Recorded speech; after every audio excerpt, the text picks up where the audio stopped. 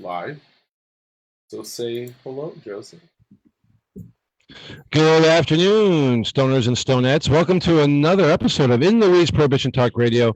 Guys, we are very excited today to have John Dvorak on. He's a hempologist, right? So he is going to, I'm really excited for today's show because I think we're all going to learn a lot. We all have ideas and influences on what we believe Prohibition's all about. And John's going to bring us some facts today, which is going to be really unique. So guys, again, if you guys have any questions, comments, concerns, just chat to us right in our little chat box over there.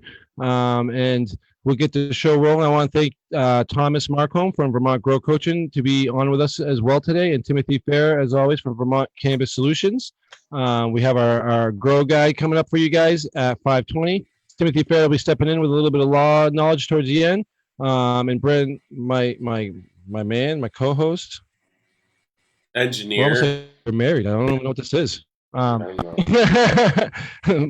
Barberio joining us from Phoenix, Arizona. So, guys, thank you again for coming on the show today. If you want to check us out, you can go find us on Facebook. You can like us. You can love us. We're on Instagram. We're really everywhere. And you can check out prohibitiontalkradio.com. Now, guys, we're going to start the show. We're really excited to have John Dvorak on. So, John, you're doing some great things, and you're really bringing some knowledge to some people. So tell us, how did you start off in this? You know, where you're from? How'd you get into cannabis? All right, Joe. First, thanks a lot for having me down in the weeds. I like getting in the weeds. I've been a cannabis consumer for over 40 years. So I've smoked a little weed throughout the day, and I've been involved with activism for almost 30 years. So I got involved with Mass Can in Boston in the early 90s, and then I got into hemp. I realized, there's a lot of people going for legalization. There's people for medical marijuana, but there weren't a lot of hempsters out there. And I realized how the environmental benefits of hemp. And being in New England, I started learning about the history of hemp. There's so much hemp history up here. So I sort of focused on hemp, and I created hempology.org, which is my website, hemp history website. And I've been writing a lot of articles over the years for various publications.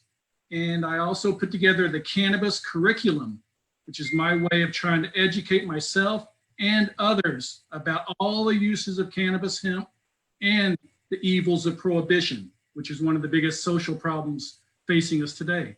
So the cannabis curriculum is not just for students, it's for students of life too. I'm learning something new about cannabis almost every day. There's so much, especially now, it's just flooding us, all the new information. So it's great. Today, we're going to talk about history, a little history of hemp, and it's really an honor to be here with you. I'm really excited to get going with this, but there's one question I wanted to ask you because you just mentioned it really quick, which is exciting because when you said you started this, it was kind of the main focus was on cannabis, right? And then we've seen the whole world shift, right? Now it's the main focus is kind of like on CBD, hemp, the medical field. What do you think the biggest change in that arena was?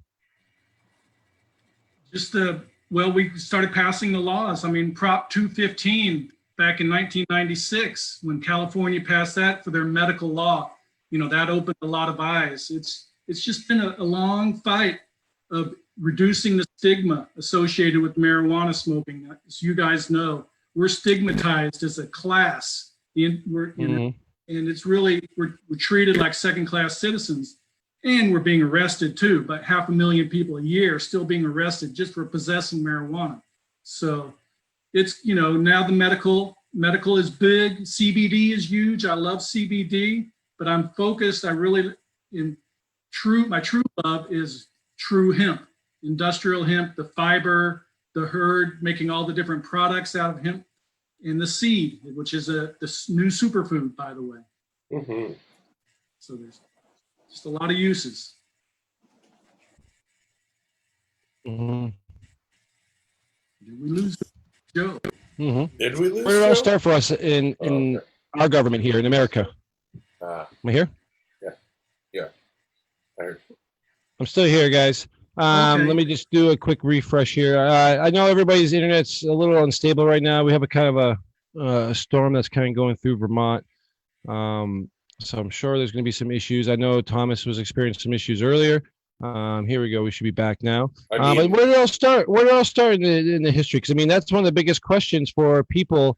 And as we learn, it's going back to, it keeps going back to these ancient times. But for us here, where did it all start? When did we realize that this was actually a viable product to use industrially? You mean way back? Yeah. Well, and I'll just start sharing my slides, but actually I want to talk a little bit about what hemp is first, before we can even talk about the history of hemp. Let's talk about what is hemp. And I'm going to share my screen here, I hope. Bring my slides up.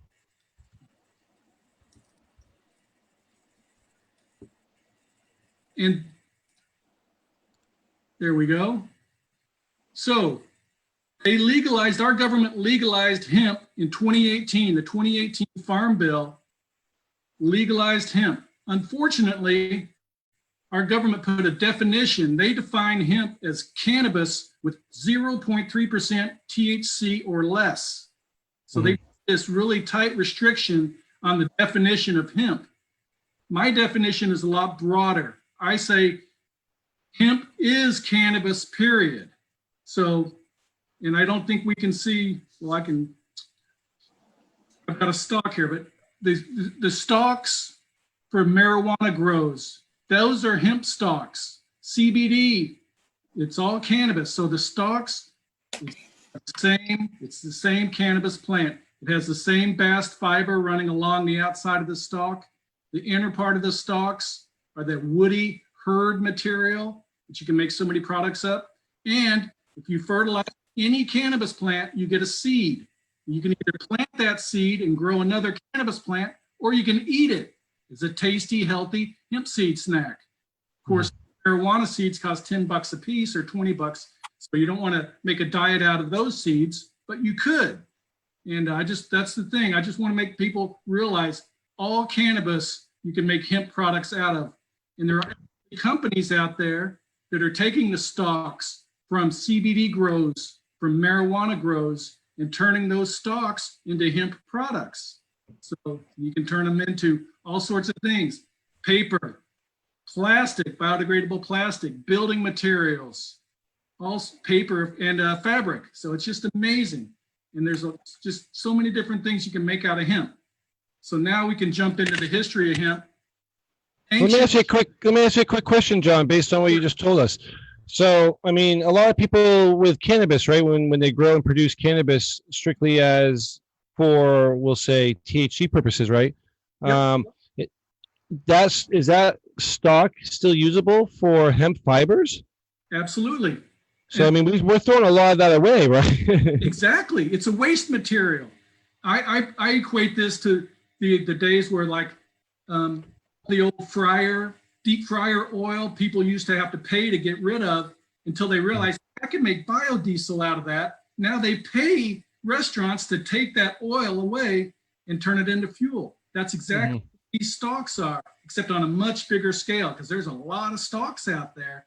CBD grows, THC grows, and there's two companies that I know of, 9 Fiber and Restock, who are going around collecting these stalks from all these companies and turning them into hemp products. So that's really what we need to do, especially up in Vermont, where they may not be growing cannabis for hemp fiber, but I know that there's a lot of CBD grows up there. So why not consolidate all those stalks or roots? The root balls, you can make a lot of things out of cannabis root too, and into products.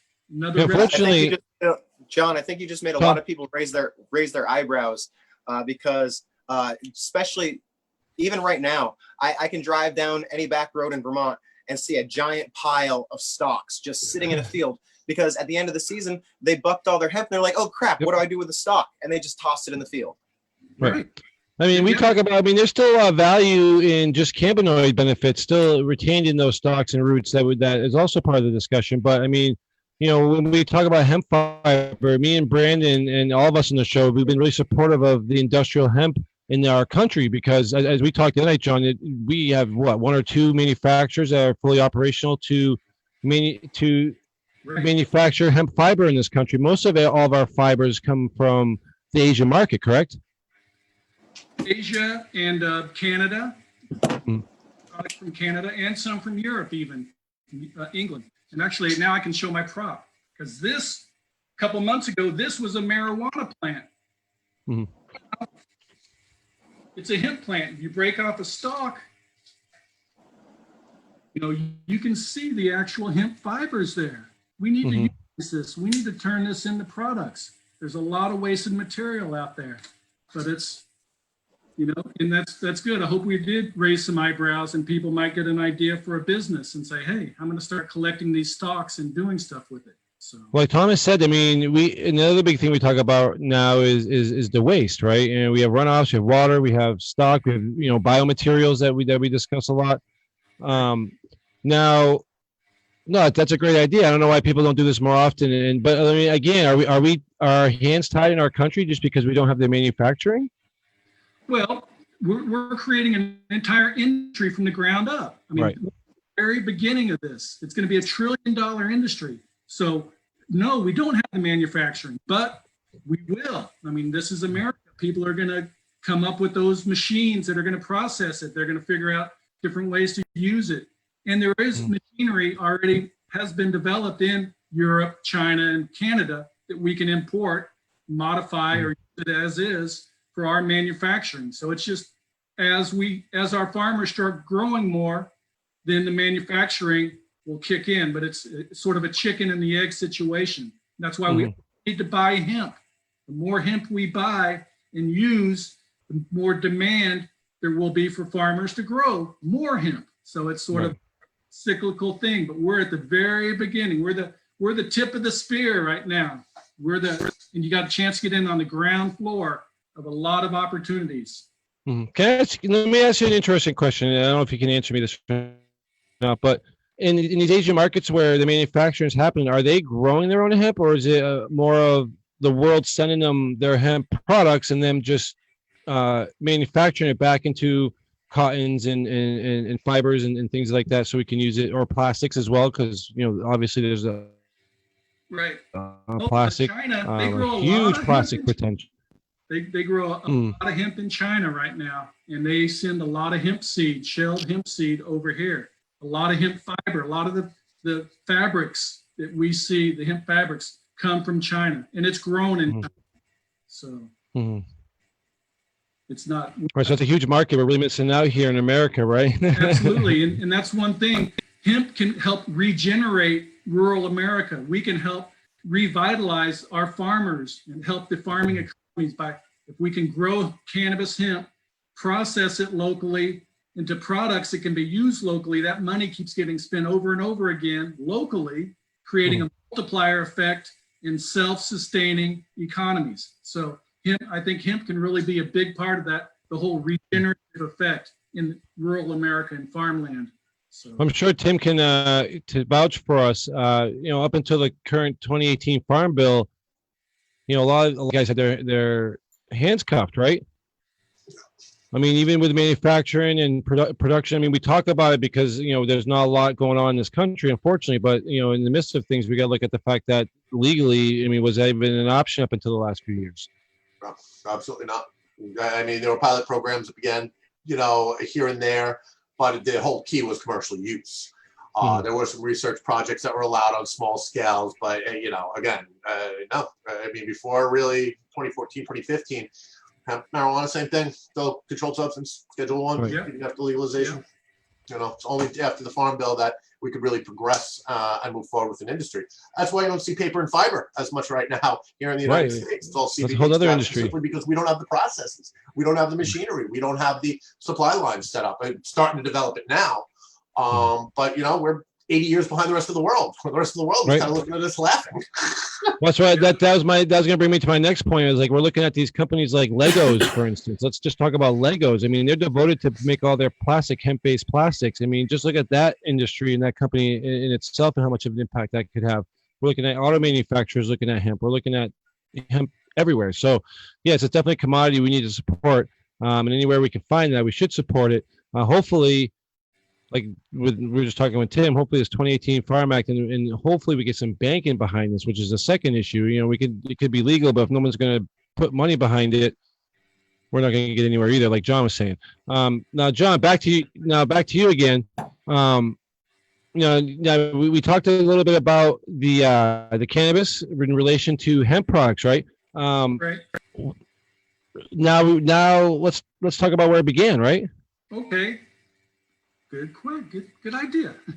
So we have there we are.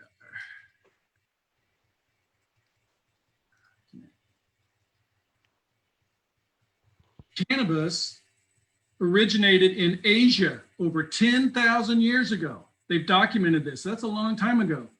And then they used the entire plant.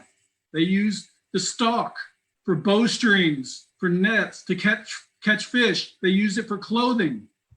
They used the seed to eat. They ate the seed. They used the oil for fuel, for light.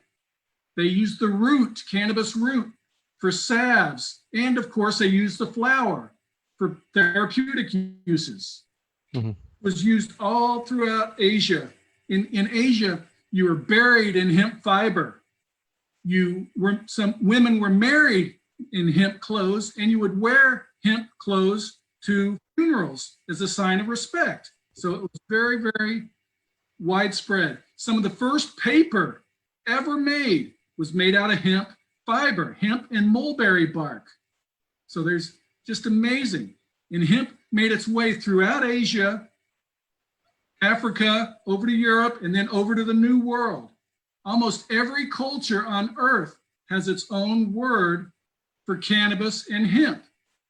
The Chinese call it ma, and they even have their own symbol for hemp, which you can see there, which is a shed with two cannabis plants hanging, a male and female plant, hanging upside down in the shed. Oh, yeah. So that's a very cool symbol if you're looking to get a tattoo. And there's even some living history that's still out there. For Hmong hemp weavers in Laos, Vietnam, and China. They're still weaving hemp. Right. There you go. Say what? Oh, nope. I think Joseph froze. I'm still here. The internet connection here is a little unstable, so my video may flash in and out because I have a separated video. So I'll be right back. Hold on, guys. Let me get this reset. Should I just keep going? Just keep going. Okay. So these women are weaving hemp fabric. They've been doing this for generations, for hundreds, thousands of years. They're still doing this. And up in the Himalayas, in Nepal, is another place where women are weaving hemp fabrics in the traditional method. Even though in Nepal, cannabis is illegal. They collect wild cannabis, strip the fiber from the stalks, and weave fabrics. And you can even buy Himalayan hemp backpacks and other products on the internet. Japan has a really rich history of hemp. They found a prehistoric cave drawing, which had it depicts cannabis plants being brought over on a boat from Korea. Hemp was the primary source of fiber for clothing until the 1600s in Japan, when cotton was introduced. Farmers would wear rugged hemp clothing, while kimonos and even ceremonial robes were made out of hemp. You can see this pattern there. That's a popular Japanese geometric design called an asanova, which is a hexagonal abstraction of cannabis leaves. It's pretty trippy, actually. It's called asanoha. ASA is the Japanese word for hemp. So asanoha, they incorporated hemp into the pattern name. And they have little baby clothes with the asanoha pattern on it, because that is supposed to bring good luck to the children and encourage them to grow tall, fast, and strong. In Japan, hemp also plays a role in the Shinto religion, where it's revered for its cleansing abilities. They have these large hemp ropes called shimenawas, and they're used for ritual purification. In the upper right-hand part of this slide, you can see a huge shimenawa that's draped across a shrine, and that's supposed to ward off evil spirits. There's even a shrine in Japan. It's called the Yasuhiko Shrine, In Oasa, ASA, there's that hemp word again. That's a shrine that's based, they built it in a region where they grew a lot of hemp in Japan. And there's a 1,000-year-old camphor tree that you see on that slide. They have a hemp shimenawa wrapped around that tree to signify how sacred that tree is and to protect it, to keep people from cutting it down. Now, the shame with Japan is that after World War II, the Allies rewrote Japan's constitution, and we imported our drug war and imposed it on Japan through the Cannabis Control Act and basically made hemp illegal. Before World War II, there were over 20,000 registered hemp farmers in Japan. And after World War II, that was drastically reduced, and they really cut into the Japanese hemp industry. It was really bad. So now, John, let me ask you a quick question. I mean, yeah. we're looking at the Asian culture of hemp, right? And it seems to me like it is almost like a semi-worship product, right? I mean, it seems like it's used for a lot of sacred and ceremonial things. Right. Yeah. Weddings. And beliefs. Yeah. In the shrines, the Japanese have a hemp fiber on these wands that they sort of use for ritual purification. So yeah, it's very important. Very to the And culture. cheap. I mean, I'm looking up Himalayan hemp backpacks right now, and they're $11.50 a piece. Yeah. Well, John actually, he's going to show us a slide here in a minute on where the agriculture in our world shifted and why, which is basically what you just brought up, Brandon. It was just a cost, right? Right, John? Yep. We'll get to that in a moment here. I didn't want to interrupt you too much, John, but I'm reading the Asian culture, and now I'm thinking about like the Egyptians and where they're uncovering hieroglyphics that they believe are with cannabis plants, right? Well, I haven't seen much of that, but I'll just talk a little bit about in Egypt, the Pharaoh Khufu. He's also known as Cheops. He's this Great Pyramid, which you can see of that. And this was 2,500 years ago in Egypt. This was also where the Sphinx, the Great Sphinx is. This is a huge necropolis. And archaeologists discovered 2 ships that were buried right next to the Giza pyramid that are held together with hemp rope. So they unearthed one of these ships and put it on display at a museum there. You can see that as well as various hemp rope artifacts that were found there. And I wouldn't be a bit surprised if they did find hieroglyphics with cannabis leaves. You know, it's very possible. Mm-hmm. We keep seeing stories of like the smokable flower, and they keep opening up their like little smoke sacks, and it's like it's interesting. And sometimes you have to ask, is this really real, or is this just propaganda in one other direction? You know what I mean? Right. Yeah, you're right. I think we didn't invent reefer madness. That's been around for a long time. I think other cultures had a lot of negative thoughts about cannabis. But ancient Rome, they used the root. They used the cannabis root for gout, in pain, in cramps. And in India, this is really cool. 500 AD, they created the Ellora Caves, which are 34 stone temples that extend over a mile. And within each temple, there's paintings and carvings. And the amazing thing is, within these caves, they're very preserved, remarkably preserved, because they used a hemp, lime, and clay plaster on the walls of these caves. And it's helped preserve the caves. It's fire resistant. It regulated humidity, and it kept the pests out.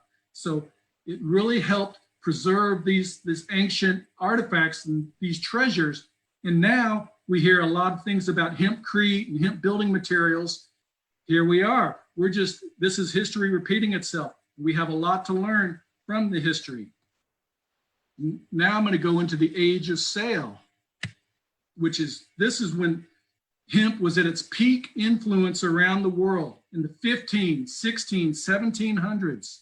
Sailing ships were so important for exploration, commerce, trade, as well as defense and warfare. The great armadas of the day bestowed vast power and wealth upon the countries that had them. And the sailing ships had huge canvas sails made out of cannabis hemp. In fact, the word canvas is derived from the word cannabis for this very reason. They tons of cannabis hemp, rope, rigging, cordage, and line on every sailing ship. Old rope was used as caulking and hammered in between the planks on deck to help waterproof the ships. In colonial America, they knew how important hemp was, so they encouraged its cultivation by offering bounties and other incentives. In some colonies, you could even pay your taxes with hemp. Now, everybody knows, that a couple of our first presidents were hemp farmers, including Washington and Jefferson. And you see this leaf there, that cannabis leaf, that's actually from Mount Vernon, because they're actually growing hemp there again.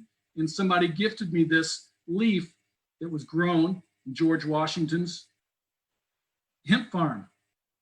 Now, at the time, Russia was they were growing millions of acres of hemp. That was where most of the hemp in the whole world was coming from, was from Russia.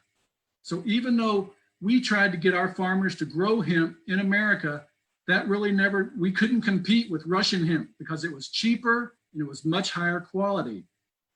However, we would import the fiber, the hemp fiber from Russia, and then spin it into rope. So hemp equaled jobs in colonial America. And these rope walks, which you see a picture of a rope walk there in the top middle, is where they would spin the hemp fiber into strands of rope and draw it all the way down throughout the length of the rope walk. These rope walks were long, narrow wooden buildings. They had to put tar on the rope to help give it durability and strength.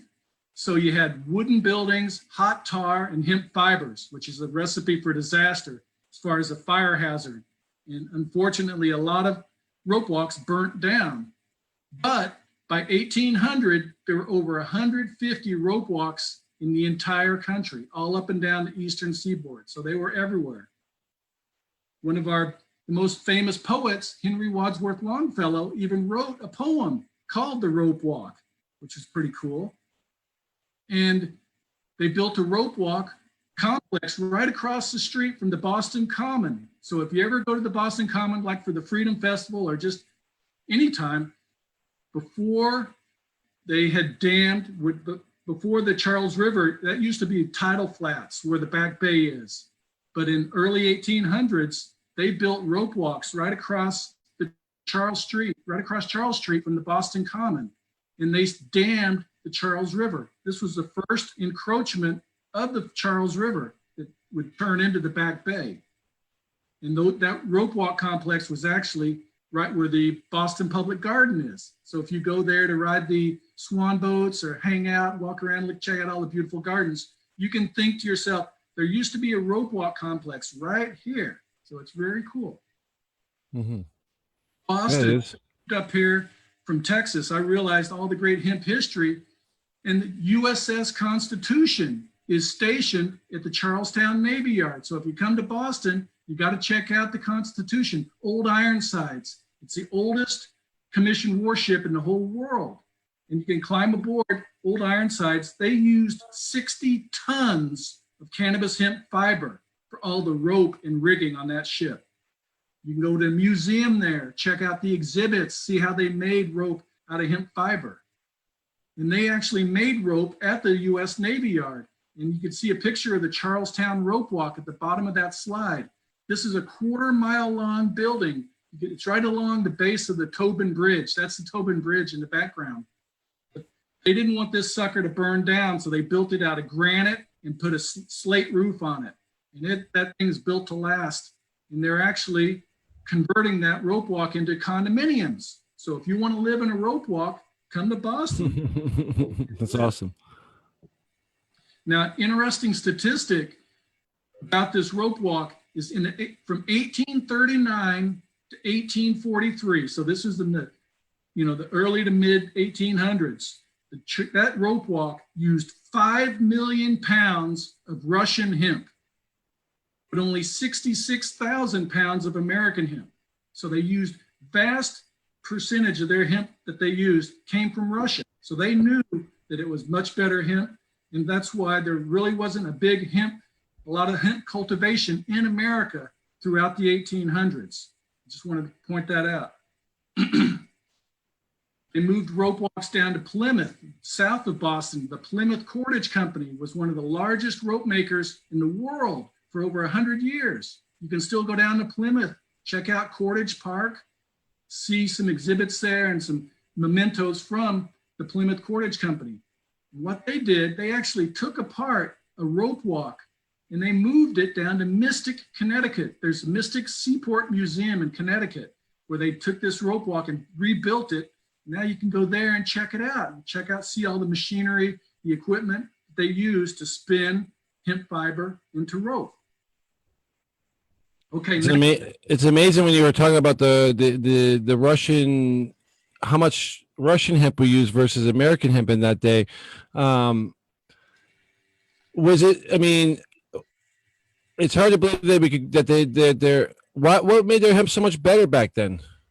They had been growing it for a long time. They knew how to process it.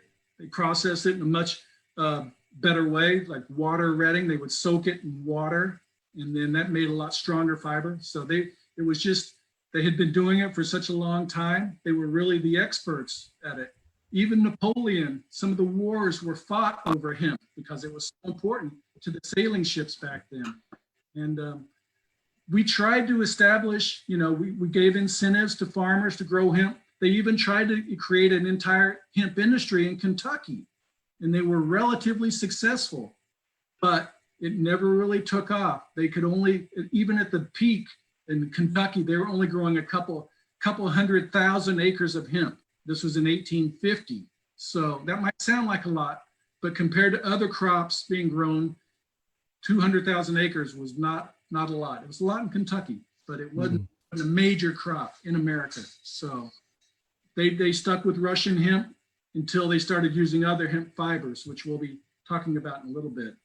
But what I mentioned is a treasure hunt, because we're coming up on the 400-year anniversary of settlers in America, pioneers, and they were growing hemp almost 400 years ago.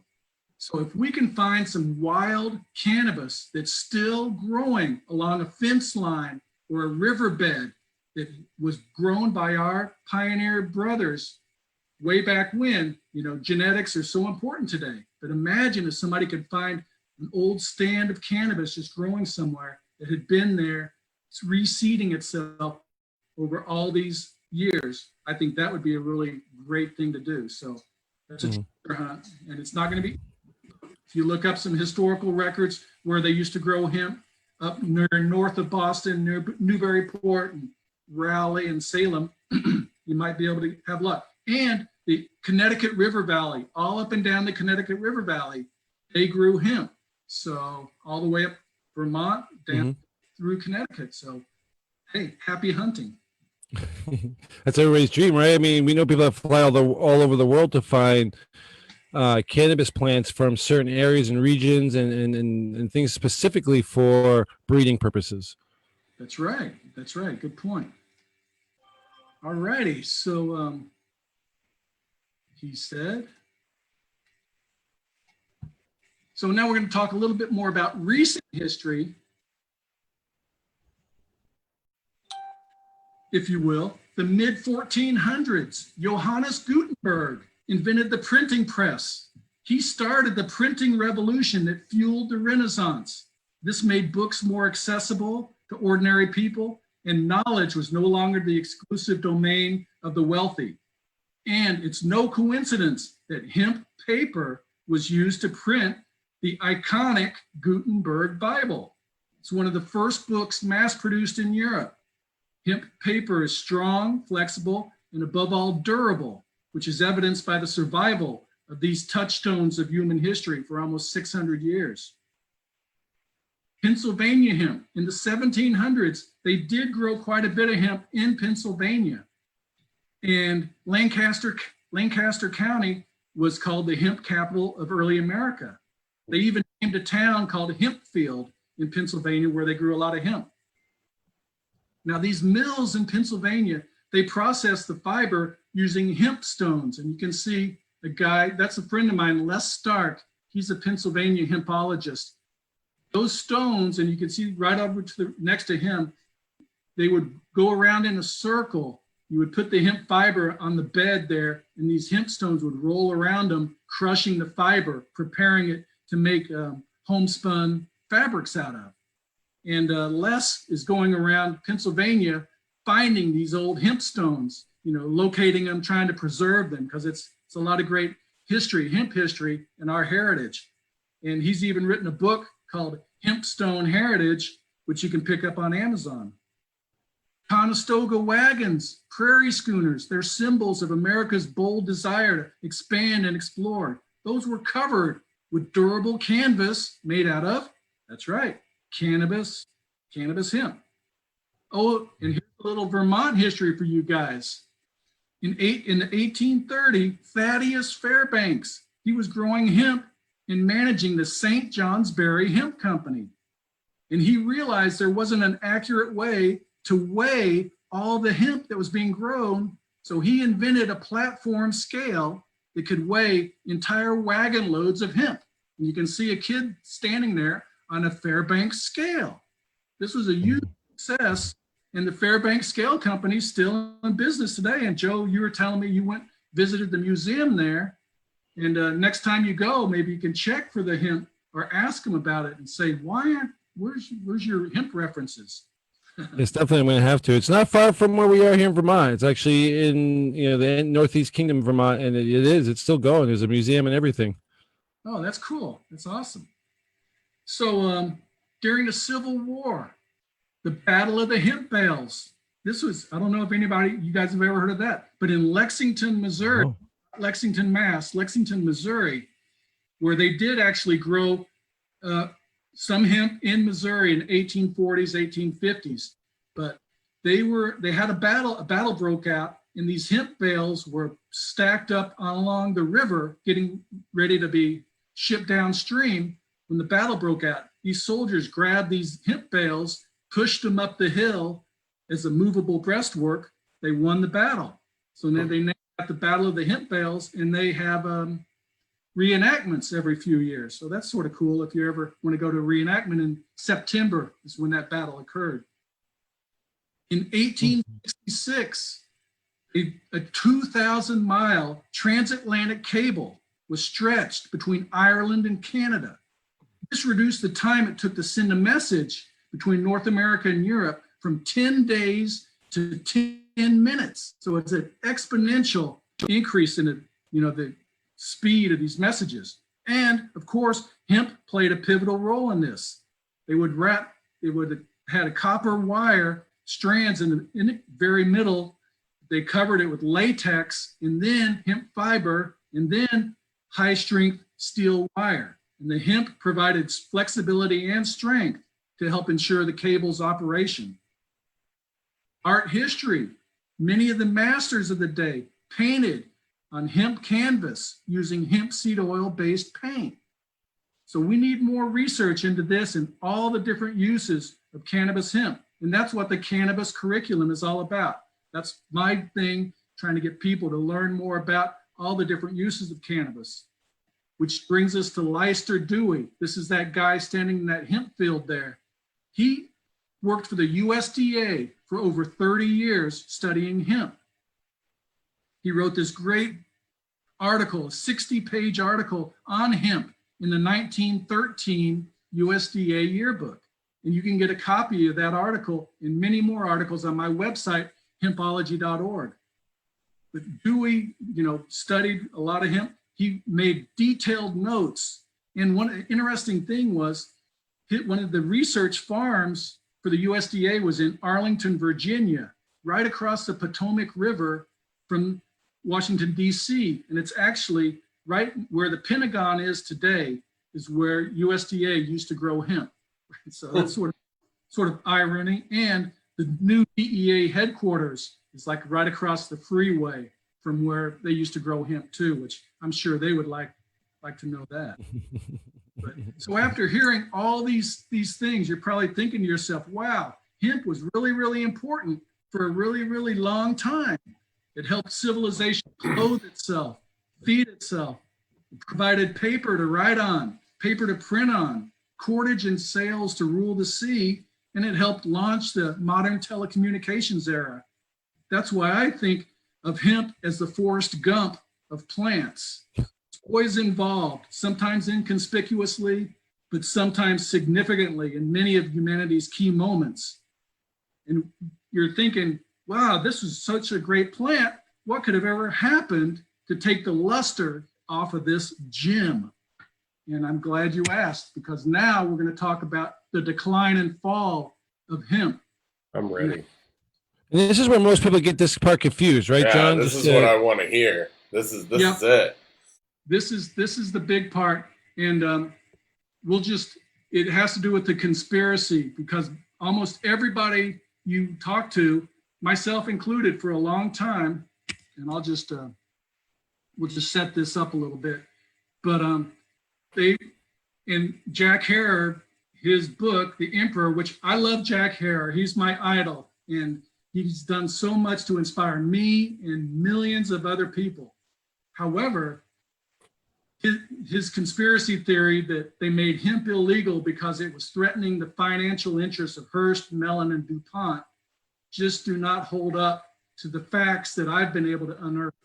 And that's what we're going to go through now, is talk about how cannabis hemp declined in popularity. The demand and supply of hemp both went down for economic reasons, not for political reasons, all throughout the 1800s. Mm-hmm. And you kind of touched on that earlier when we were talking about the Boston hemp rope mills, right? With the importation of other hemp, right? And I mean, this is where we're kind of heading here, which makes it very unique. Because I mean, the most common thing. It was kind of funny because you actually called us out on this a few days ago about, because that is what we project a lot of it too. And then it's not to say that wasn't it all the way, but your information is great. So. Basically you're saying with the agricultural movement and importations and things going like that, the industry wasn't producing enough, right? That's right. They weren't growing. American farmers never really grew a lot of hemp because we were importing it from Russia. We imported so much Russian hemp. And then, and I'll just pop into this slide here, because this is,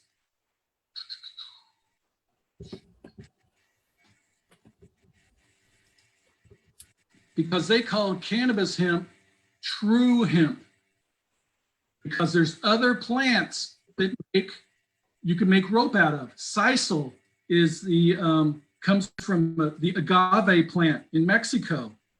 Jute is a long, tall, skinny plant that grows in India. And Manila hemp is made from the wild banana plant in the Philippines. So all these fibers, you can turn these plants into rope, string, and cordage. And in a lot of cases, they were either less expensive than cannabis hemp or they worked better. And for instance, Manila hemp is very light, strong, and smooth, and it made it ideal for rope making. And you don't have to put tar on Manila hemp either, so it's easier to process, easier to create. Sisal doesn't make great rope, but it makes really good binder twine. And jute is the most inexpensive fiber. They make burlap bags, gunny sacks, things like that. So all throughout the 1800s, we started importing so much jute, Manila hemp, and sisal. So we weren't using cannabis hemp near as much. Wire rope, they invented wire rope. So they didn't need cannabis rope to wrap things up. The steam engine, that was huge, because when steamships were incorporated, started making steamships were more popular in the early 1800s. Now you didn't need all these sails, you didn't need all the rigging on the ships. The cotton gin was invented in 1794. That reduced the demand for hemp homespun fabric. So, and one of the things is the limited uses of cannabis hemp. You see this sign in Kentucky, this historic road sign, and it says on there they used hemp to make twine, rope, oakum, which is caulking, for ships, and for cotton bagging. They actually used hemp fiber to wrap bales of cotton. So, but that's all they used it for. They didn't use the herds. We know now that you can make all sorts of things out of hemp herds, hempcrete, particle board, animal bedding. They didn't realize hemp seed was a superfood. We know now. Or that you can make all great body care products out of hemp seed oil, or you can turn it into biodiesel. So they weren't utilizing the entire plant. It was very limited uses, and that decreased the demand for hemp. One of the most telling statements was made by Leicester Dewey, that guy I mentioned the last slide. He worked for the USDA for 30 years. He wrote that there are no statistics available such as may be found for wheat, corn, or cotton, showing with certainty the acreage and production of hemp in this country. So they didn't even keep statistics for hemp acreage in the 1800s. That's how minor of a crop it was. So when people say that hemp was this huge crop, that it was going to take over, or it was threatening Hearst and Mellon and DuPont, it's just not true. And this graph on the right side of that slide is from the USDA, and it shows in the early 1930s, they were growing less than 500 acres of hemp in the entire country. So it absolutely was not a threat. As we all know, they made marijuana illegal through the Marijuana Tax Act. That was based on trying to keep Black musicians, Black people down, and immigrants down. It was a purely racist social policy. And hemp, they realized, oh, well, hemp is cannabis too. We'll just basically make it illegal, sweep it under the rug with marijuana, and nobody will notice. And actually, nobody did, because they were growing so little of it at the time. So I think that's why the conspiracy just doesn't hold up, because they weren't growing it. And I know people think, well, these machines, these decorticators that process hemp fiber, they were keeping those down or keeping them under wraps. And I don't think that's true, because they were inventing these machines all throughout the 1800s. They just weren't using them for some reason. Even into the early 1900s, manual processing, which you see that guy in the lower left hand of that slide, he's processing hemp fiber by hand, which is slow, inexpensive. So whatever reason, they weren't using machinery to process it, but it was not because of marijuana, at least in my opinion. Which is interesting theory, right? Right. I mean, it's an interesting theory when you think about it, because we think about the political level of, prohibition. Hearst was in those offices. These people were there really pushing for it. But then when you make this, the statement that, it wasn't really a good cash crop in America, right? I mean, they saw it as, something that wasn't really in their mainstream productions. As we talked before, you're showing me stats on other products that are agriculturally grown in America, and literally it's the least grown in America. And for, obviously, like you said, it's probably more of a financial reason of it falling off than anything. Now, why if we've done all this, right, why is it such a slow response to get testing and all these things that we are now discussing as holdbacks in America, like testing on hemp? I mean, we talked about the other night when we had our conversation about medicine, right? From everything I've read back in the day, in the early 1900s, all of our medicines were made out of hemp oil, and that was the only thing they could really use it for. It was in the oil form. I may be wrong. I want to try to find some information on that while we're talking, but I'm pretty privy to that. When they made their medicine blends with heroin and codeine and all our wonderful drugs that are pretty much narcotics now, they were just basically using oil. So there was really no flower being smoked back then. There was really nothing like that until basically the Mexican Revolution kind of came in, right?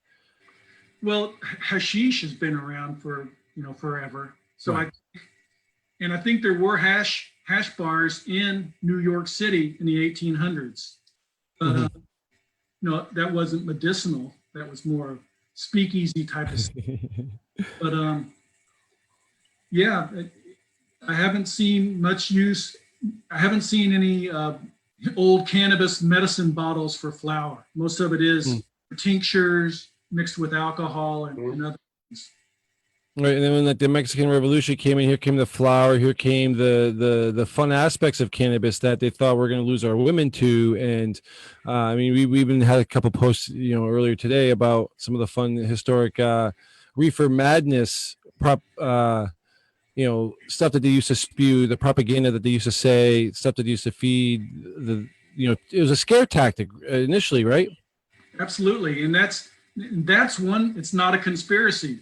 That's easily documented through old newspaper articles, yellow journalism, of how, all these screaming headlines that marijuana makes people kill, makes black people kill white women and things like that. And it's just not true. But we know, and it's well documented in all the newspapers, that they were using these scare tactics, and they were making marijuana illegal in various states throughout the early 1900s. I believe even California, as early as 1910, had some type of anti-cannabis legislation. So that's easily documented, showing that was a racial, social control, and it's just a puritanical thing. I mean, we made alcohol illegal back then, right? Passed an entire amendment. So it's very similar. And what happened after we made alcohol illegal? We had all these gang wars and violence and bootleggers. It's like, sound familiar? It's exactly the same thing, except on a bigger scale now because it's gotten so out of control. But it's a huge industry. No, it's amazing to go back, and then when we hear from the industrial aspect now, right, in the fibers and the papers and the crop aspect. But what happened to it in the medical field? Is it just being rolled up into the propaganda and just flushing it down the toilet and getting rid of it to help promote propaganda? I mean, why lose it in the medical industry? Yeah, I think when they passed the Marijuana Tax Act, there was some, like the American Medical Association, testified against it. But they just railroaded it through. It was a travesty the way that became law. But and it wasn't so widely used. But there were doctors that were saying, "Hey, this is cannabis. It's good medicine." But they got overruled, obviously, by Anslinger and politics of prohibition. Right, and that's where the politics come involved, right? When we think about our prohibition from the beginning, we all say it's a political and racist. It was a racist, big racist issue, right? Back then, and people don't. I think we all tend to forget how long ago this really was. It wasn't that long ago. You know what I mean? When we were having these racial issues and divides and segregation in our countries, and what the government tried to use as promotional tools for these segregations, right? Like you said before, the Mexicans, the blacks, right? So now not only are we causing a major divide where there doesn't need to be one, and again, when, like you said, when prohibition starts, the black market, the gangs, there's still a need, so people feel that desire, right? People fill those needs, right? Someone's going to step into that market. And if you make it an illegal market, it's probably not going to be a decorative business that's going to be taking it on, right? So now, we're talking about the 1930s. We're talking about the tax regulations and prohibition and the push for it. What was like the final chapter in getting this thing done? I mean, ultimately, we talk about throughout our politics and our presidentials. We talk about Reagan and being a big, this is your brain on drugs movement, and cannabis was thrown right in there pretty heavily. In Nixon yep. really fucked this over big time. We're on the internet. That doesn't matter now. Yeah, But explain us a little bit more about the presidential side of things in the last decade of where they stood, because I don't think a lot of people even realize that. I mean, most people remember the Reagan era because that's kind of somewhat in our lifetimes, right? Like it's our parents' lifetime. So we grew up in in the Prohibition era with my mom was a reefer madness fanatic. Like she thought it's the devil's lettuce. I don't think she's ever smoked weed in her life, and she's probably one person that definitely could use it. And I say this a lot, you know what I mean? But it was heavily influenced, and in the medical market really had a big influence on it, right? Yeah, absolutely. Oh yeah. Nowadays, the pharmaceutical industry, the alcohol industry, They don't want it to be legalized, you know, because we're No. gonna cut into their profits. The tobacco industry, right? Yeah, tobacco. Whew. I mean, alcohol use is going down in Colorado, where states where it's legal. They're drinking less drunk driving, you know, less suicides. It's like a win-win. But, Right. We talk about all the time. I'm sure Tim can vouch for a lot of these issues that, you know, we're seeing, because, you know, a lot of it, you know, we hear things both sides, right? We hear a lot of people saying, hey, we're going to, you know, our teenagers are all going to die tomorrow because somebody smoked a joint, right? And then we're going to hear people that say, oh, there's never been an accident. I mean, you know, we talk about a lot, especially with the driving issue. I mean, people have been smoking for how long, right? We've all been behind the wheel, and still, statistically proven, you know, most accidents are not caused by THC, cannabis, and, you know, usage by any means. I remember the commercials when we were all younger. You know, the guys driving through the drive-through, they're clam baking their car, they run over a kid, and you're like, whoa, cannabis, right? But still to this day, like, we don't really have any overdoses. We don't have any real deaths that cannabis, you know what I mean? Like, how do we have it on a schedule? How do you get to a Schedule 1 substance is the next question, really. right. Yeah, that's a good question. Nixon. Yep. Nixon would put us there, right? That's it. That's continuation of Henslingers War. I just want to jump in here real quick. John, thank you so much for bringing this up. You know, it is really difficult to debunk popular myth. You know, people get what they get in their heads, and these days, people aren't open to learning new things. It's like the sativa indica distinction. Like, I've given up trying to explain to people it's just not real. You know, and this is another prime example of it. You're 100% right. This comes from Jack Herrera's The Emperor Wears No Clothes, which is an excellent book. You know, it's excellent inspiration. It inspired a whole generation of advocates. But Jack Herrera also took some liberties and made a few assumptions. Hearst was complicit. There's no question about the fact. His newspapers pumped out Anslinger's lies and, oh my God, violence. And they took a few examples of, you know, some horrific violent acts and blamed it on marijuana. I mean, this is all true. But just like John says, when you look and start diving down to the next level and actually looking at this, one of the great things is every time you read about Hearst in this context, timber baron. He's a great timber baron. Except he didn't own any timber. By the 1930s, he was so in debt to Canadian pulp and Canadian paper manufacturers, he had to sell an art collection just to avoid from being foreclosed on. And you know, you hear DuPont and the connection with Mount.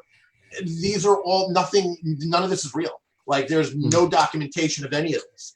You know, could it have played some small role in the, you know, oh, maybe this, but really it wasn't about hemp. It was about demonizing Black and Latinos. And Hearst was as racist as Anslinger. They all were. And that is, I mean, John's exactly right.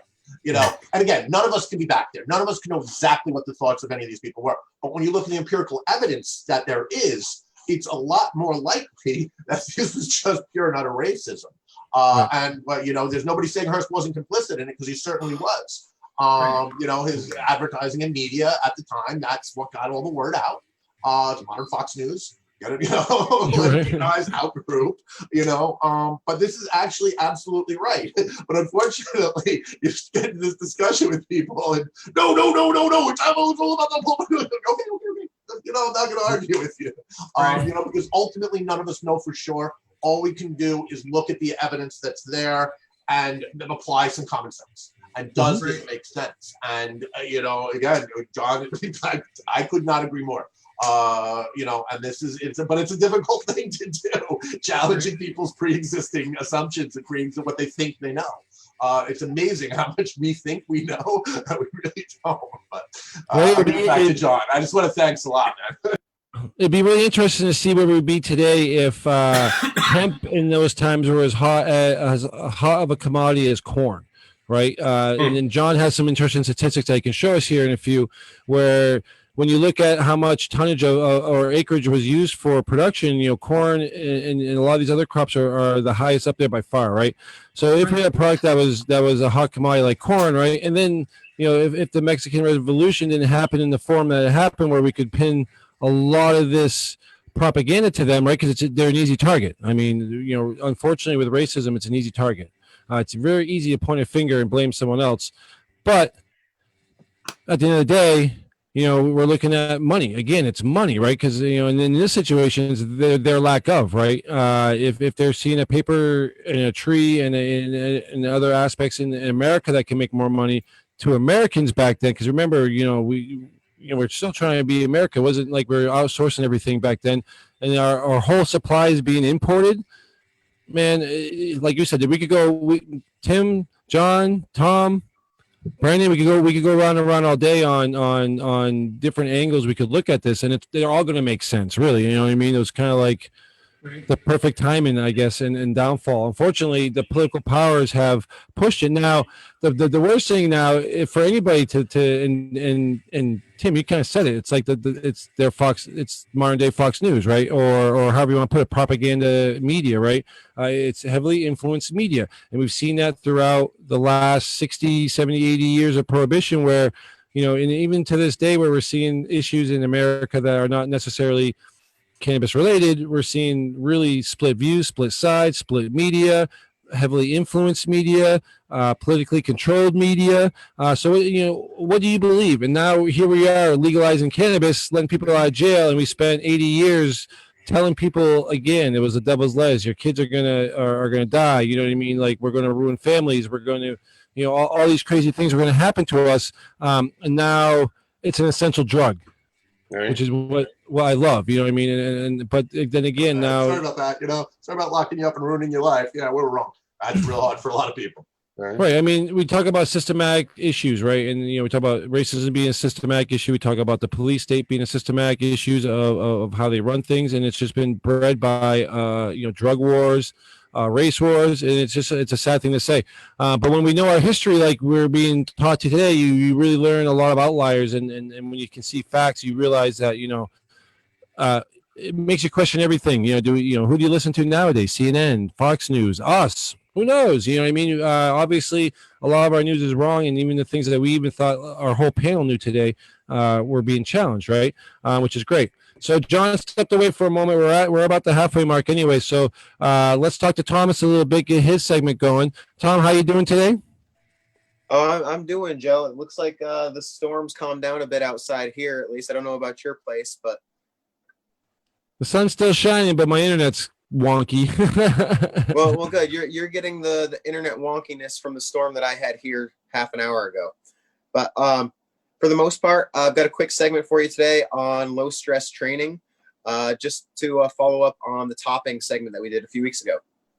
Great, guys. Now, I just want to make a quick announcement. Now that we have our segments from Tom being videoed, we're going to have those also up on our YouTube page, guys. So if you ever miss a growing segment or want to go back and archive it, you can either find our shows on our YouTube page, or you can find Tom's show on YouTube page. And I'm sure Tom is going to be putting those out as well. You can easily find them on the Vermont Grow Coaching pages as well. So today's grow tip, buddy, is low stress training. All right.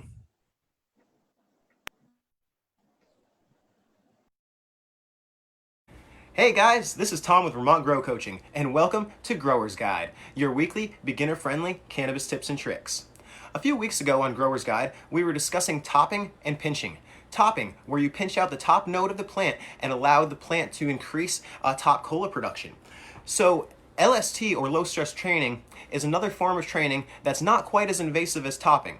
Low stress training, or LST, requires that you bend and tie down the branches in order to increase the canopy size. Now, when combined with topping or another form of training, LST can be even more beneficial to your plant, creating a very large canopy and increasing your yield considerably.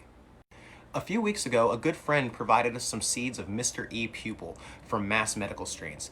Mr. E. Pupil is a fantastic medicinal strain that's also fairly high in THC and has some amazing flavors.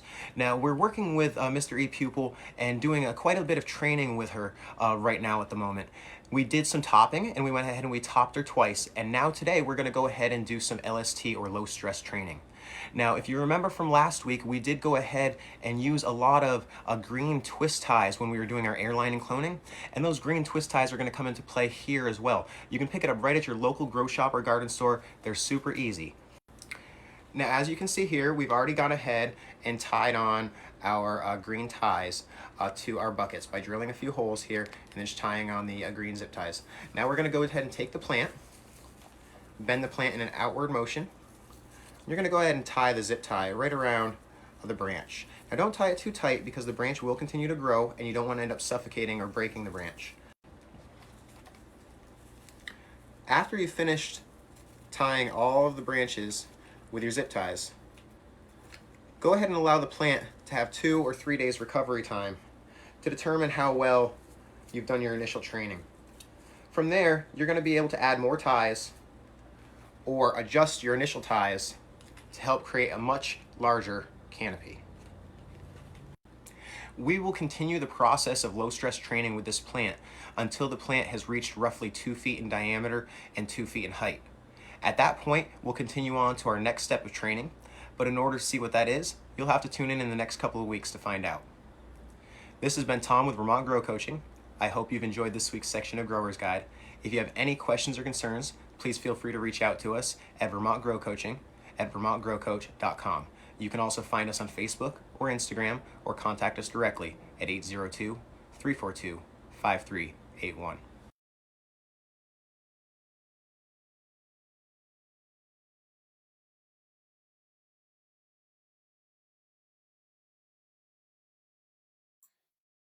Thank you again, Thomas, for another amazing segment. Low stress plants, man. It's something that not a lot of people talk about is stress training, topping, how to properly maintain your plant for maximum growth. Tom, I just want to say welcome back. I'm glad your leg's feeling better. I see you're up and around, and we appreciate the Vermont Grow Coaching tip every week. Yeah, definitely. Yeah, I'm up and moving. I was down for a few weeks, but can't keep me down any longer than you can, I guess, right? So I've still got crutches, but I'm even back in the fields now when I need to be. Just don't tell my wife. Yeah, okay. Shh, she won't know now. So, we'll get to Tim here really quick. We're going to look over some quick news, talk about some quick laws. And like just to touch base back on what we were talking about with John in the 1930s, Tim. I mean, it's amazing to see what laws and where we are today because of what we thought prohibition was. What's your biggest takeaway from what John has just told us right now? No, I mean, I'm happy to hear it. I mean, this is something that I've been, I've tried to talk to people about this and they just don't want to hear reality. They've got what they think and they've read the Emperor, and Jack Herrera, and he's got to be right. And, that's okay. The evidence doesn't support that. Reality doesn't support that. You were talking about medicines. We have to look at this in the broader context of the time as well. 1936 is when the Food, Drug, and Cosmetic Act was passed. There was massive poisonings. They were at the time, cannabis as a medicine was lumped in with opiates and cocaine, which were both also available over the counter. And there was a huge push, and this was puritanical. A lot of it came from the same temperance movement. It came from, Christian fundamentalists who wanted, these things needed to be regulated. We couldn't have them out. So they got lumped in. They were made by prescription only. That's when this whole kind of phase from 1918 to about 1935. This was during Prohibition. This was during all of this was taking place. So that is where kind of it went from a medicine to a controlled substance, the very earliest form of a controlled substance. You had Anslinger on top looking to outgroup. And, you're talking about how did it become Schedule 1 with no medicinal value? Well, that was 1970 and the Controlled Substances Act when Richard Nixon was looking for a way he hated the blacks and he hated the hippies. And you couldn't lock anybody up for being a black and you couldn't be anybody up for being a hippie. And you couldn't, so what are we going to do? Right. We're going to take heroin, which was being used rather often in the African-American community, and marijuana, which was being used by the hippies. And we're going to massively distort the damage done. Heroin, if in a safe, controlled environment, you don't see overdoses like you do now. When it's not being cut, when it's not prohibited, thus creating a financial incentive, and therefore, boom, now you've made the Controlled Substances Act. Now you have created a category of criminalization that can be directly applied to the communities that you don't like. Now you can raid their houses. Now you can break up their meetings. Now you can arrest their leaders. Now you can legally challenge and lock people up for a very long time because of their political agendas, all because of the war on drugs. Right. This is reality, and it's just an extension of what was happening in the 20s and 30s with Ansel. And it's great. It's a great way to maintain control over groups you don't like. They start to get uppity, we lock them up. They start to get any sort of power, any sort of control, we're going to raid their houses. Welcome to the war on drugs, man. This was the beginning. Nixon was the acceleration, and the 80s and the Reagan era with the crack cocaine disparity. I mean, we can look through history and see multiple instances of this. Why was crack being criminalized 100 times worse based on weights in the federal sentencing guidelines? Why did the U.S. Attorney's Office in Southern California not prosecute one white person for fucking crack possession in 5 years? Right. 80% in the Southern District of New York prosecutions for crack during the 1980s, black. I mean, these are stats. These are real. These are facts. These can be easily looked up and easily verified. Welcome to the war on drugs. Right, and it's still going. Dangerous. The war on drugs is incredibly dangerous. And as a result of the war on drugs, basic harm reduction methods. Why do drugs kill people? Drugs kill people because of what they're cut with, because of the economic incentive, because of the need for clandestine operations, because they can't be done out in the open, because when somebody does have an adverse reaction, they're terrified to call any sort of ambulance or support because they're afraid they're going to be arrested. This is where the danger, the harm from drugs come. Why do people bust into houses to get their drug fixed? Because it's illegal and because the price is jacked all up. If you had a center where drugs were legal and there was all pure drugs and there was on-care medical staff, drugs cost nothing monetarily to produce. All of the cost is in the prohibition. You're absolutely and right. and it's all just one continuing path. It's just one continuing story, starting then and probably even beforehand. As far as the experiment that is America goes, this is when it all began, 1918, right around there.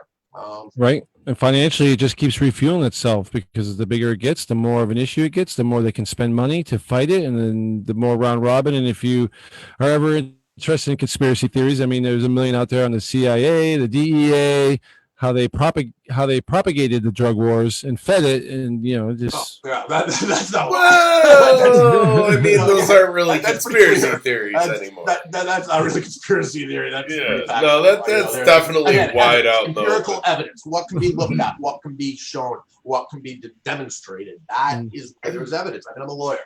When I go into a court, I can't argue things that I can't back up with evidence. I'll get torn apart. That's what the other side does. So being a lawyer, being a trial lawyer, being a litigator, I have learned to, if you're going to make a point, you better have something to back it up. Exactly. You better have some empirical evidence that can be demonstrated to a jury so you don't look like you're crap. Right. So a lot of these things, it's Occam's razor. The simplest answer is usually the truth. Most of the times that's exactly what it is. So, but when it comes to the war on drugs, when it comes to the war on hemp, when it comes to the war on what we, have come to love and believe in cannabis, this has been a racist war since the beginning, and continues to be to this day. Just look at the arrests on marijuana possession in New York City over the 2000s, over the last 15 years. Look at stop and frisk. Look at where is that targeted? It's not in the suburbs. It's not in Garden City, Mineola, and Nassau County. I'll tell you that much. We know Midtown Manhattan. No, it's in the Bronx. It's in Brooklyn. It's in the neighborhoods that there is an interest in control. Right, and that's where a lot of these narcotics and drugs kind of hit the streets, right? I mean, they were focused on these areas to again feed these issues that we're talking about. Now, I don't want to ask this question because I know it could take us into another whole show, but can we fix it? You know what I mean? We're still talking about the same issues today in legal states, right? In legal situations, and we're still having issues. Pick me. I was going to say, is it your arm up or you're stretching, Brand? No, but seriously, guys. I mean, I don't want to waste too much time on this because there's another couple of things I want to talk to Tim about before we get back to John, before he has to go. But can it be fixed? I mean, we just had a conversation about what's going on in Mass and like a lot of the cannabis's the cannabis industry's remarks and support and basically racism issue that's going on right now, right? We just had a show about this, right? And it's still a battle that is more than prevalent that's out there. Tim could tell us about law case after law case after law case where still people are going to jail, where we still have people in jail in legal places. Again, we're not releasing people out of jail. The expungement's kind of a joke. I mean, a lot of these states are really putting an effort towards it, but we're not seeing it everywhere. Can we end it? How do we end it, guys? Yes. You can do it. I can give you an answer in less than 30 seconds. Federally legalize cannabis, remove it off the Schedule 1, and everybody that's locked up in jail, whether it was a felony or misdemeanor related to cannabis, release them. There you go. Problem solved. Done. Expunge all convictions.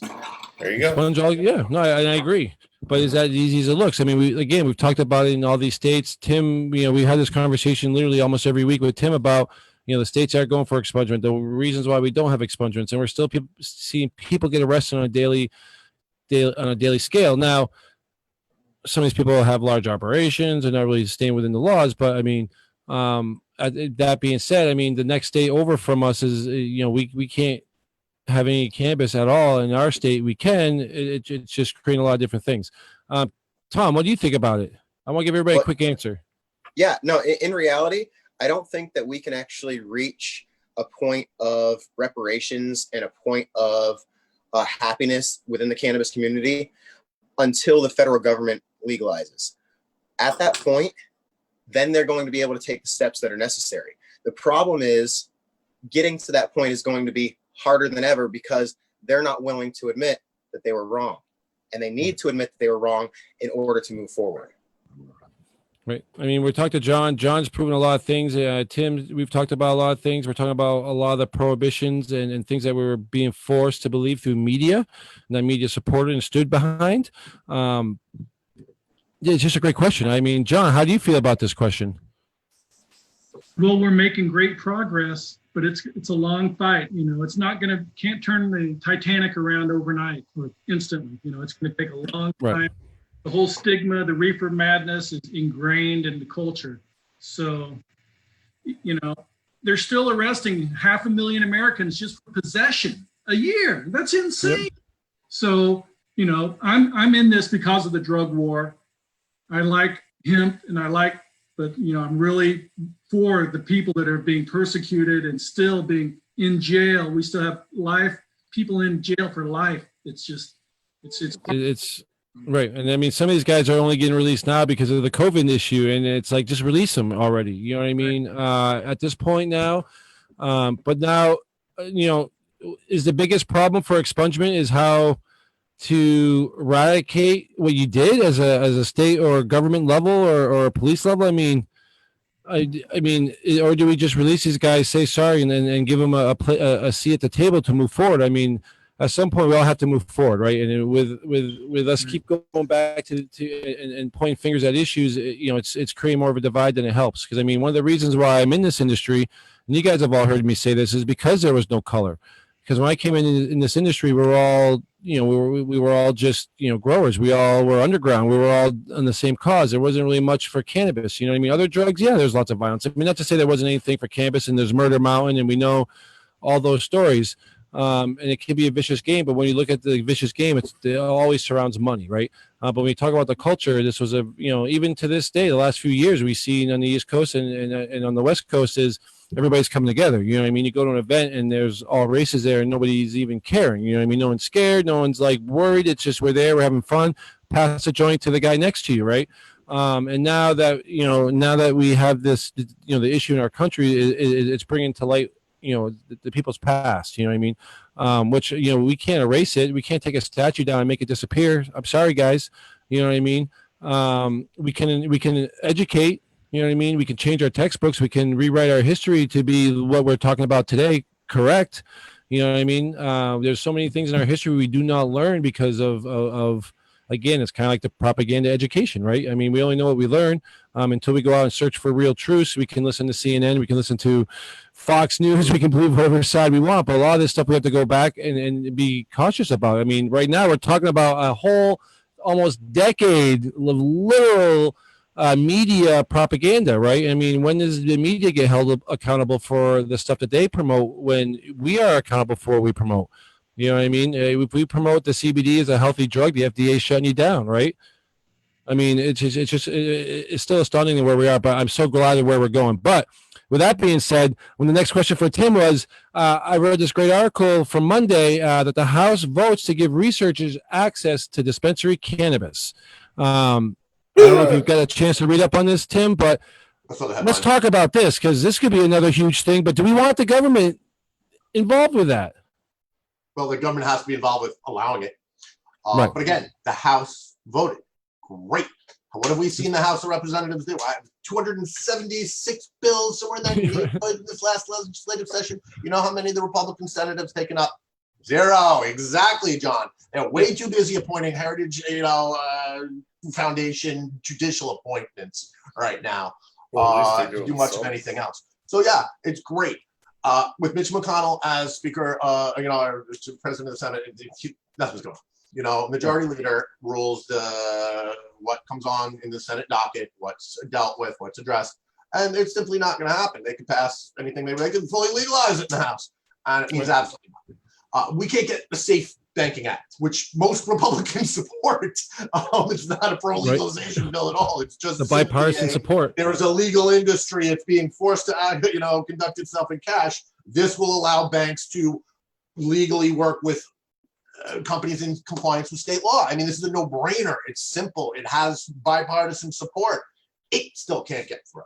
So, yes, I'd love to see these bills being addressed in the House. It's the first time we're seeing cannabis-related bills actually get traction in the House. That's a great first step.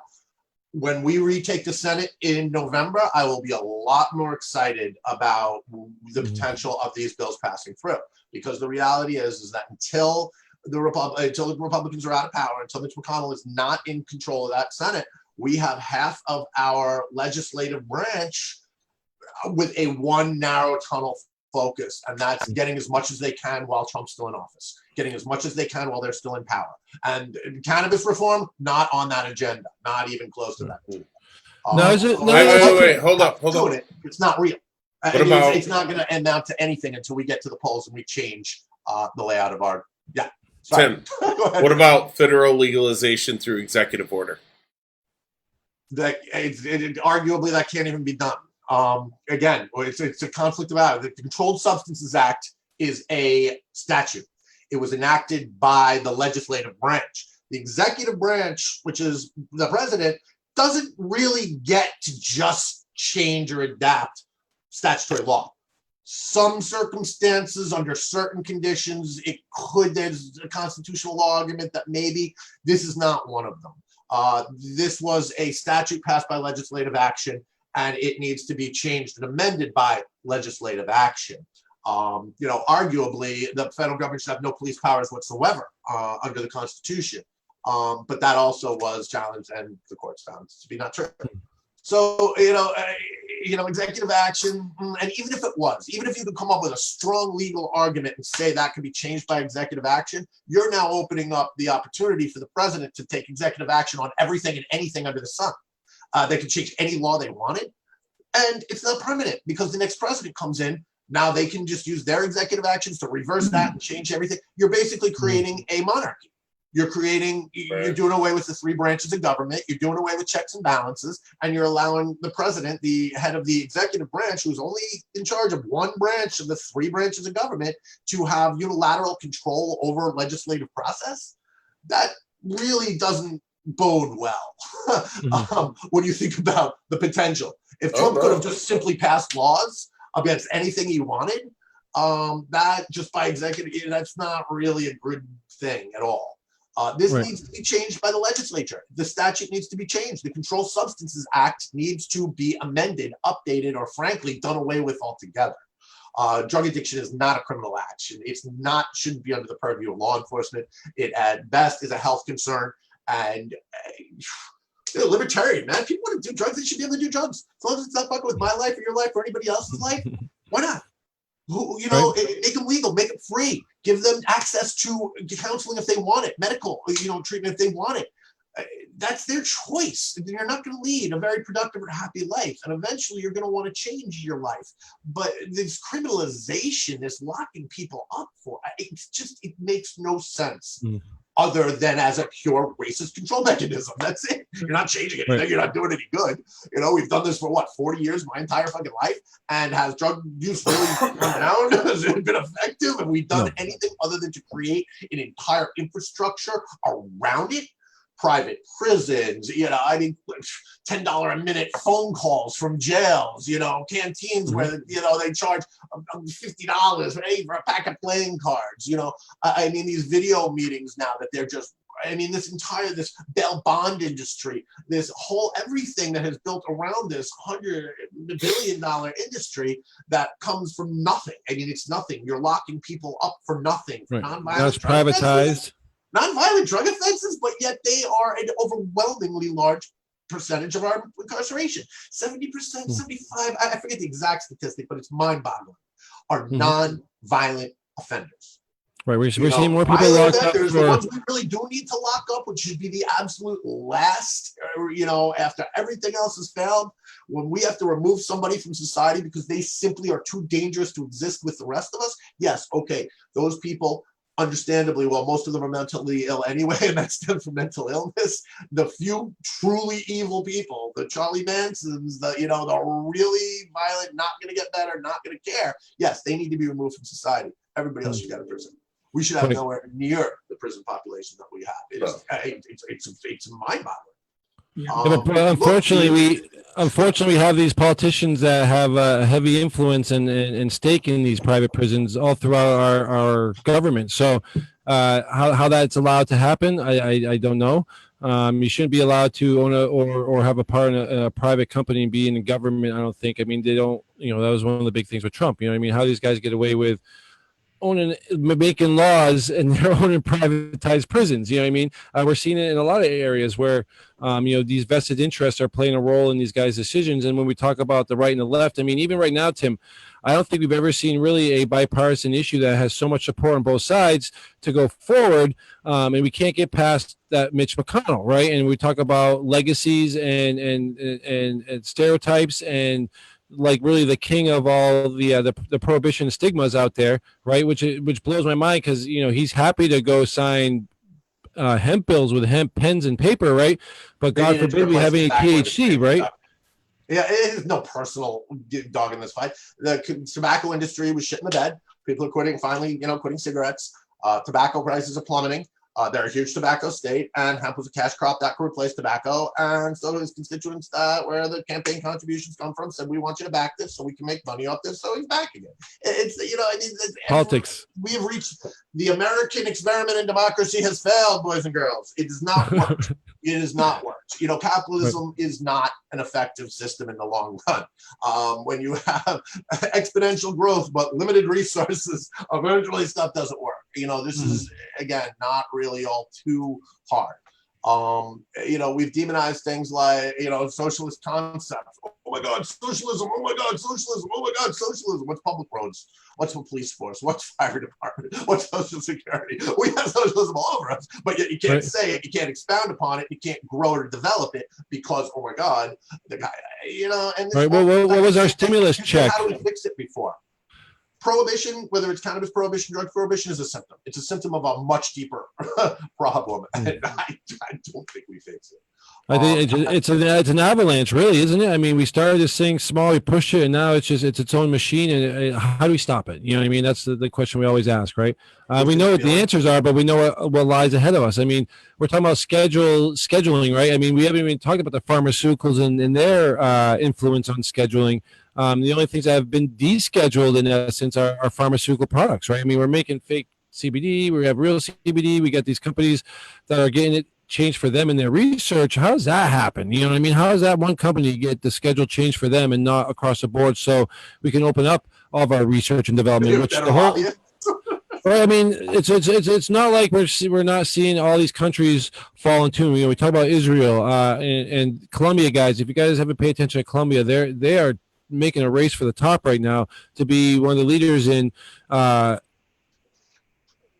medical cannabis. They want to do all the research, you know what I mean? now we're seeing exportations opening up all around us, right? And we're still stuck here in America. So, I mean, the research is out there. We were just talking to John about all the research back in the day. He's showing us research points that are printed and proven, right? So that's why I asked, like, how in 60 years did we just fucking become so dumb on cannabis that we just remember it ever existed, right? It's like it's something we just found yesterday, and everybody's like, "Oh, we can't take this; it's going to kill us." You know what I mean? No, we know it's been around forever. Like how 500 AD, John's got boats being made with rope and hemp, and we see how much of a huge inspiration this was even to the Asian community, where it wasn't just a product; it was something that they revered and used in a ceremonial aspect. So I mean, obviously there was a sense of bondage for them with the rope, which sounds really bad. Sorry, guys, but you know what I mean. So that was really bad. Sorry, guys. I wasn't trying to drop that in there. Anyway, so I mean, this was going to lead me into my next real quick question for you, Tim. And this was something that, again, we've been talking about the military forever. We've been talking about the VAs forever. In the last few weeks, we've seen the military like really put some money into the mushrooms and research, right? And now I read yesterday that there's a defense bill which is aiming to loosen the cannabis policies for military re-enlistment. And I read this, which is a really unique article, because why the fuck can we just make it legal for them? Well, I mean, this is a whole process that doesn't need to be had, right? I mean, you can get out of the military. You can't smoke in the military, but you can leave the military, go smoke, and then we'll let you get back in as long as you follow our guidelines, right? Why can't we just make it so they can enjoy CBD or give them something in their realm that will work for them, especially for the VAs? Give me a little bit of your insight on what we see here. I don't really have any insight in there. Then again, federal, military is federal. Federal law says cannabis is a Schedule I controlled substance. Why can't we just let them smoke pot? Why can't we just let them do heroin? Why can't we let them do anything? That's the official line. Look at Vietnam. Drug policy was not really enforced well in Vietnam. There was rampant drug use amongst military members then. And following that was identified as one of the reasons we had lost Vietnam. Whether that's true or not, I have no idea. But it was definitely an excuse out of a military.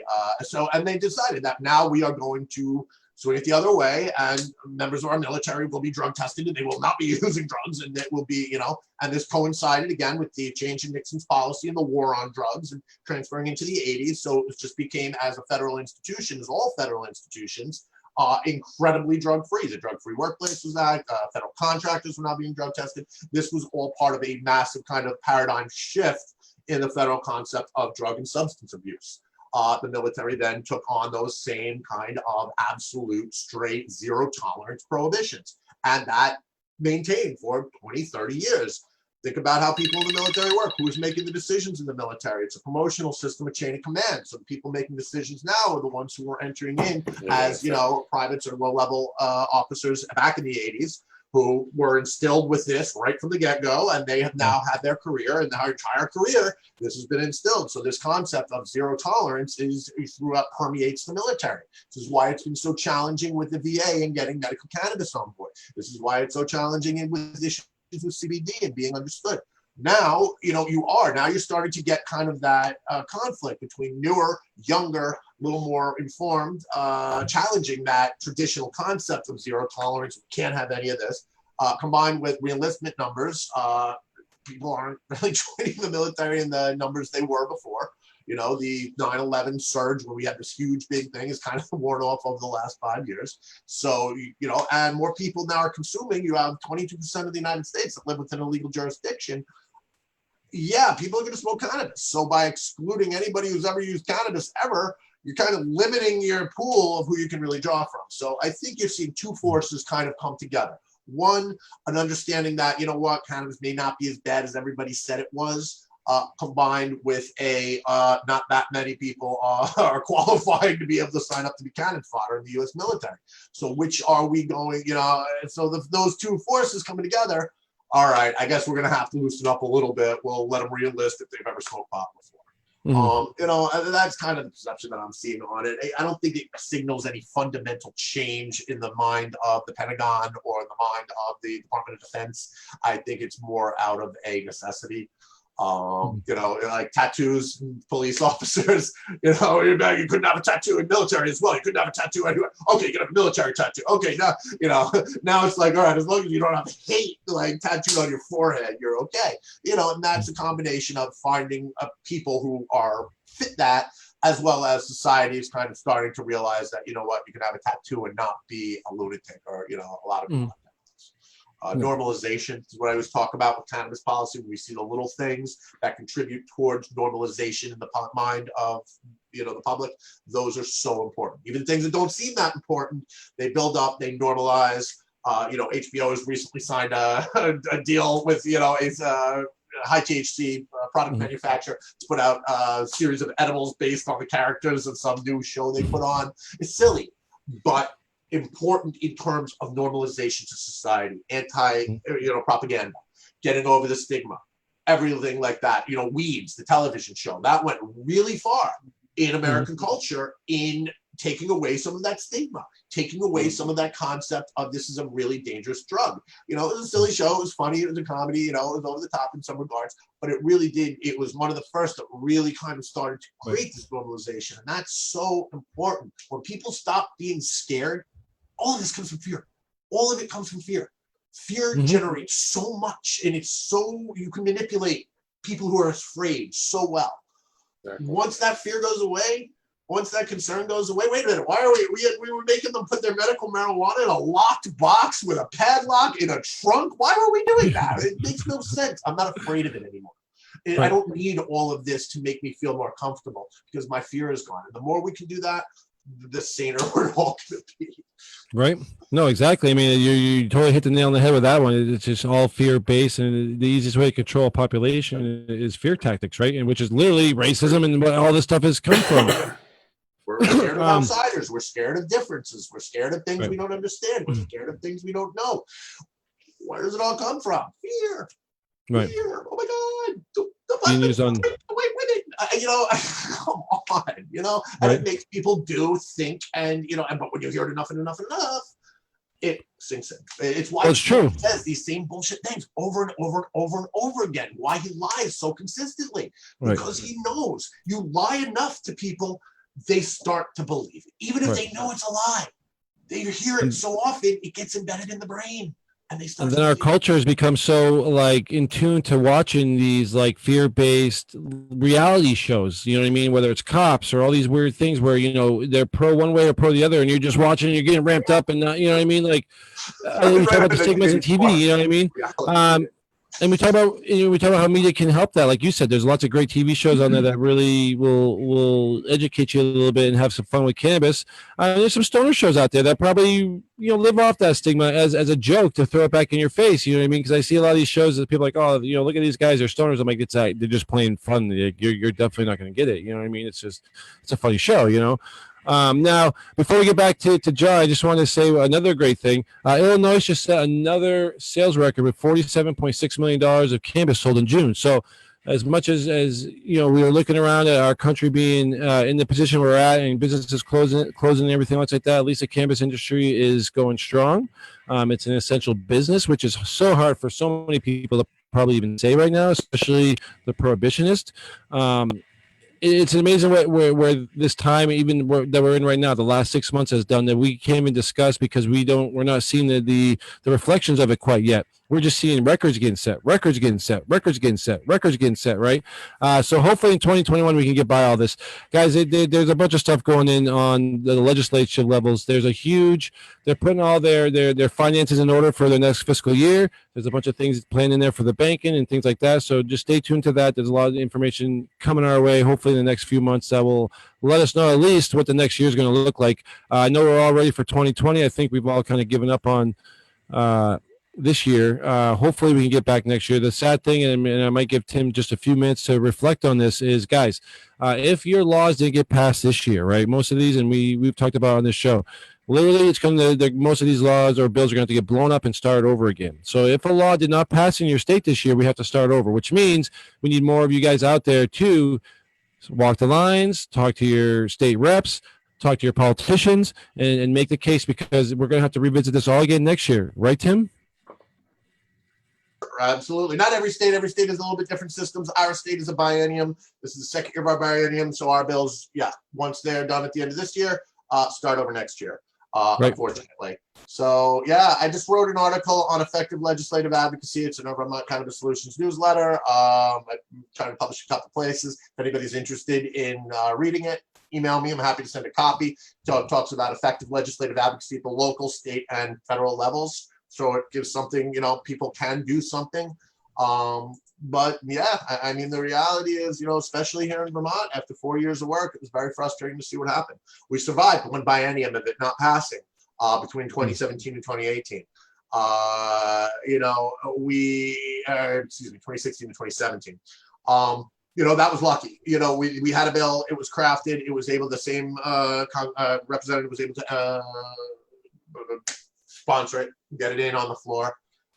Unfortunately, all that's gone this year. Sam Young, who introduced us before, is no longer, the House version, H268, is not there. He's not running for re-election. The composition of both the House and the Senate is likely to change.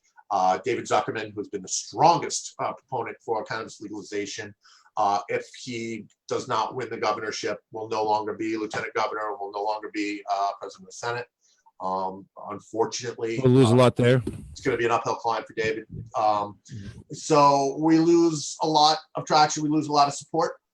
If Mitzi Johnson remains Speaker of the House of Representatives, despite being a Democrat, despite her constituents being strongly in favor, her personal vendetta against cannabis, which has been apparent since she took over speakership, will also hold things back. It's very unlikely, at least here in Vermont, for us to see a regulated cannabis industry for a very long time now, years. There's going to be a very, very, very strong push to just let it be status quo. Let it be as it is. It's legal. People aren't getting arrested, right? We can go to New York when they pass next year. We can go to Massachusetts and then the tax revenue can go there, and people can still deal with the black market. The black market can grow. There'll be no regulation. There'll be no, check on pesticides. There'll be no, our dispensary system is collapsing. We have one dispensary that's about to go under. We have another one that's about to go under. It's just a shame. It's a shame because this had a real opportunity for Vermont here to really be an industry leader in this. We did it with hemp. We did it well with hemp.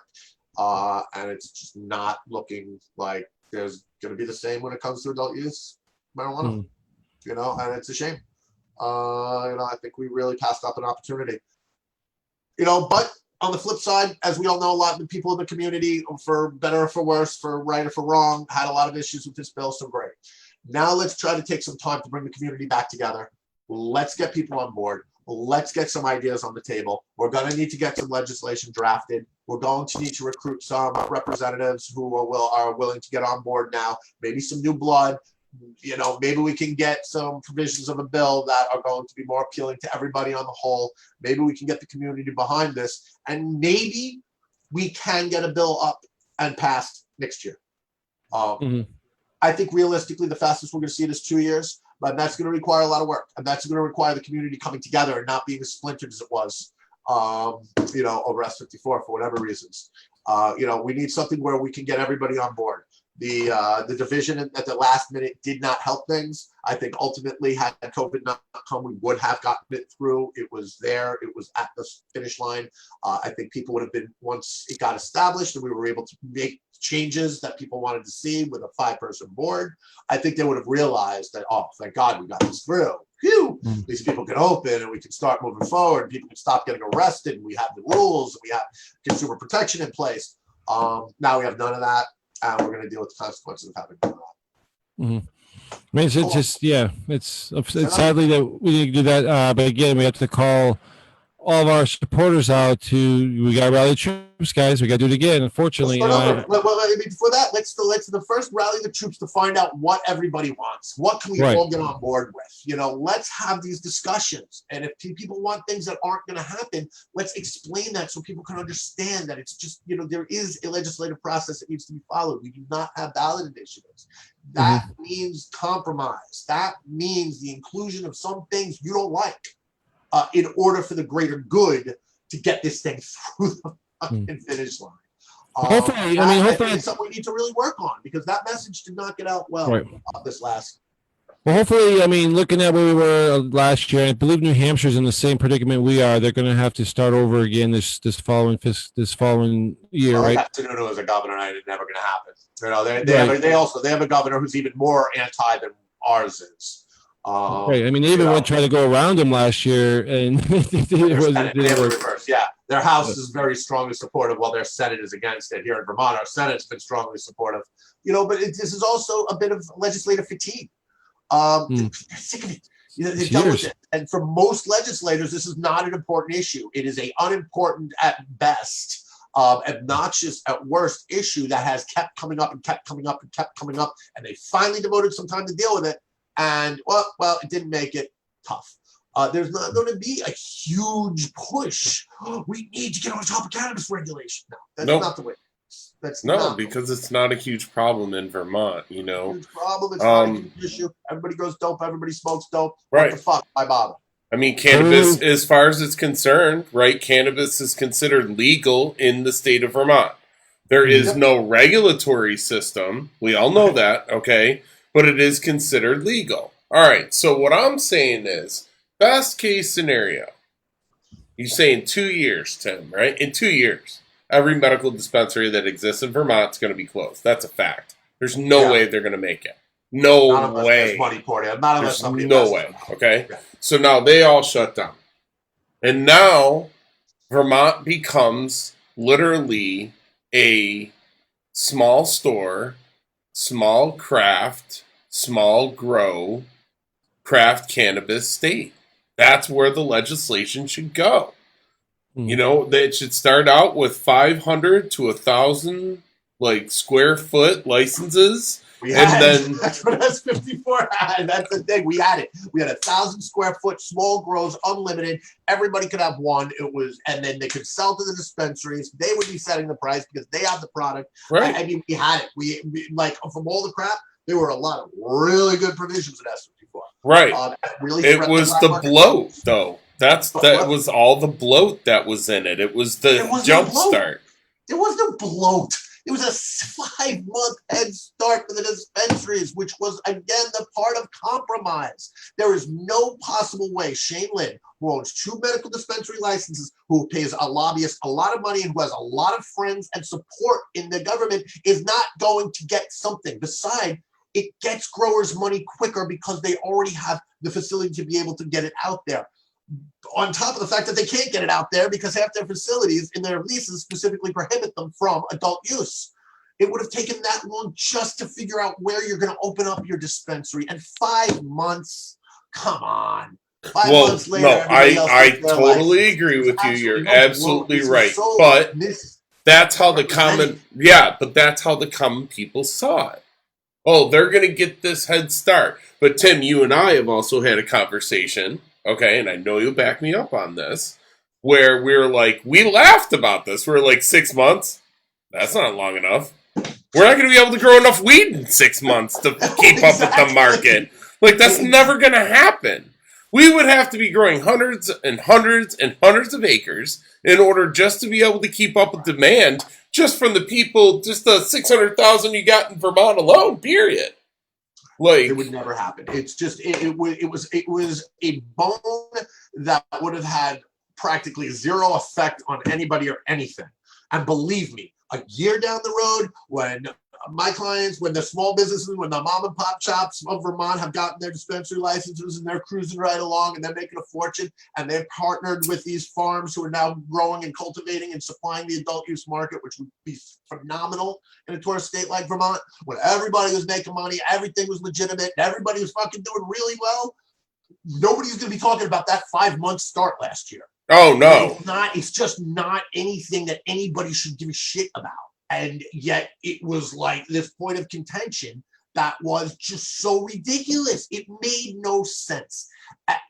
You're going to get me all started again. It's a new point anyway. I'm just going to get all frustrated because when you try to have a logical debate and discussion about things, and there were provisions of the bill that certainly had issues. Saliva testing was a real problem. Okay. The classification at the local level of a non-agricultural activity was a real problem. But that was merely a House committee amendment that would have been stricken. And this is another thing. Like every time anybody heard anything about this bill, they immediately freaked out. You know, and it was not, none of this was going to be in the final bill. The Senate was clear. They would never let that exception be part of the final bill. I mean, just to be clear, Tim, I definitely wish S54 would have got passed in Vermont, too. I mean, I was a huge fan with you saying, you know, at least if the bill had got passed, it could be amended. But at least you guys had something. They left it all to the Cannabis Control Board, so we could petition the and that was the other major point of contention. People are like, well, I just don't trust the Cannabis Control Board. What Cannabis Control Board? Would rather trust a full bureaucratic state agency with 8 levels of management, with nothing being ever able to get done because of the Byzantine nature of state government, as opposed to a 5-person panel that I will be appearing in front of and being able to, all I got to do is convince 3 out of the 5 people in front of me anything? Come on, I can convince them, you know, night of day is night if I really needed to. That's what I do. I'm a trial lawyer. I'm a criminal defense trial lawyer. I convince people of things. You know, that's, you know, it's so much easier to get things done. So much easier to get the modifications that are needed. That is the way to do it. That is the way in a state like Vermont, we can get things done and we can craft an industry and we can make the amendments and the changes as we need it. Let my clients who are actually boots on the ground, small operators, come to me with the issues. Okay, the regulations, this works really well. This isn't working too well for us. You know, this is friggin' horrible. This is great. After a year or two, we put those together. We look at what's horrible. We go to the Cannabis Control Board. We say, hey, this is working out really well. We love this. This, not so much. This is why we need to change this. This is the testimony of my clients who are working in this. This is why this needs to be changed. And they go, oh, okay, great. We'll change it. That's it. Okay, wait. Administrative board. But this know, is a no-brainer. This is for anybody who actually understands this process. And so when I hear, no, they're just going to be a bunch of cigar smoking, you know, making all this money in back to smoky rooms. I mean, it just makes no sense. It's not logical. Nobody won't. Tim, this is Vermont. Are you kidding me? It's not supposed to make sense. It's not supposed to be Chicago logical. And in Boston, they're like, blah, blah, blah. We're not in Chicago. We're not in Boston. We're right here. You know, I mean, it's just, this is just big, you know, you just say it so many times and you just bang your head against the wall after a while. But you know what? I think, or maybe not think, I hope you will end up getting what you want. And I hope it doesn't. I just want to commercialize system for so we can grow, so we can actually develop an industry, so we can put people to work, so cultivators can make money legally, and I don't have to defend my friends in federal court for selling a couple 40 bags. I'm really tired of it. You know, job security. Huh? Job security. I'd be suing me, never fucking have another fucking criminal case again if I would never have to see one of my friends being prosecuted for marijuana. Ever. You know, ever. I'd give it up in a heartbeat. Well, yeah, but that's only because you'd be in business with us. So, I mean, that's a fair trade. I'd rather be making my money that way than having to fucking defend people who are at risk of being incarcerated for nothing more than selling a couple of bags of pot to a consenting adult. I hear you, bud. I agree. That's horrible. You should hear these federal court. You should hear the federal judge. It ain't no joke. It ain't no joke. Oh, you don't have to tell me. I know. Serious. I fully as well know. It's horrible. It's horrible. You know, we talk about mental dissonance, cognitive dissonance. I'm standing there in federal court defending, you know, this ridiculous case, knowing that back in my office, I've got clients who are doing the exact same thing legally. It's crazy. It's crazy, and it needs to stop. Happens everywhere in every state. No. Did we lose John? Did he have to leave? I think so. Yeah, we lost him like 15 minutes ago. And Joseph needs to unmute his mic because he's muted. He is muted. Sorry, we got the storm that Thomas was talking about earlier is hitting us pretty hard right now. So, he had to bounce a little bit earlier. He was only here till a certain time. He's taking care of his mother-in-law, I believe. So there's things he had to do. So I just want to actually thank him again, guys. Now, if you haven't seen or heard of John Dvorak, he is a cannabis curriculum. So he's a hempologist and a big activist, as you guys can heard and know, who has a serious interest in the history of cannabis, which we have to thank him for coming on today, because I think we all learned a lot today, which is great. Now, guys, if you ever want to check out his programs and what he is doing, I don't think we talked about it enough, but if you go to hempology.org, he has a cannabis curriculum there that you guys can check out. So it's all laid out, pretty much a lot of the things that he went over today. There's still a whole bunch more I was hoping to get to, but as you saw, he had to step out and then, stepped in and stepped out. So unfortunately, maybe we can get him back on the show to kind of finish up the newer generation, because he even had a lot of great insight to what is going on now, which is really remarkable, because it's always fun to talk to somebody who has a generally different insight to what we talk about every day, or what we learn, or what we know. And like we talked about, we all strive to get the best information we can. It's always hard to decipher what information we get, though, is always 100% correct, like we learned today. You know what I mean? Not to say that anything we've learned is wrong by any means, but when the propaganda gets pushed and led somewhere, which we've talked about for the last 80 years with Prohibition, we don't know what to believe. You know what I mean? You can either believe that the Hearst company did it, you can believe it was a racism issue. You can believe what you want to believe, but when the facts come down to it, and it really brings up an enlightenment conversation, like on a cash crop for American agriculture, it really kind of just tanked, right? And then we talk about the hemp thrashers, and facts are facts. What you can do is look at the available evidence and then make a decision based on that evidence, and Right. and understand that no matter what you think, you could be wrong. Yeah. We can be open to learning. Maybe we're wrong. I'm an about atheist. Maybe I'm wrong. Maybe there is a God in heaven and hell. I'm about to, when I go home and fry my ass up, I could be wrong. We could all be wrong about everything that we believe. And that's a really challenging thing for a lot of people. I think that's a part of learning too, and growing older, is you realize a lot of things that you have been taught, or you thought were of one thing. You either learn, or you come to realize it's not that way. A lot of it's communication based, which we talk about all the time. If we have no communication, no one's ever going to get along, right? And you gotta have, like what you said, an open mind.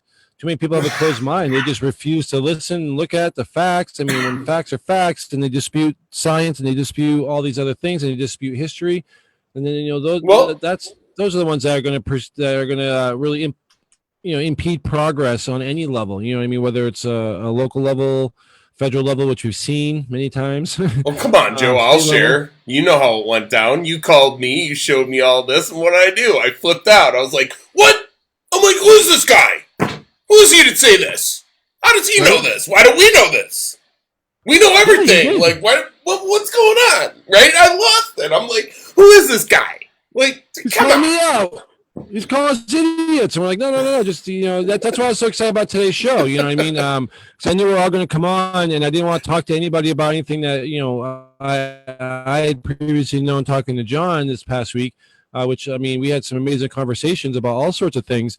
Phenomenal guy, man. And again, a great insight. So I recommend to everybody who watched the show and tuned into the show, reach out to John, pick his brain a little bit, especially some of us in the industry that, we, again, believe what we think we know, because I think you're going to learn something else. We watch the show, reach out to him. Again, check out hempology.com. His curriculum is right there.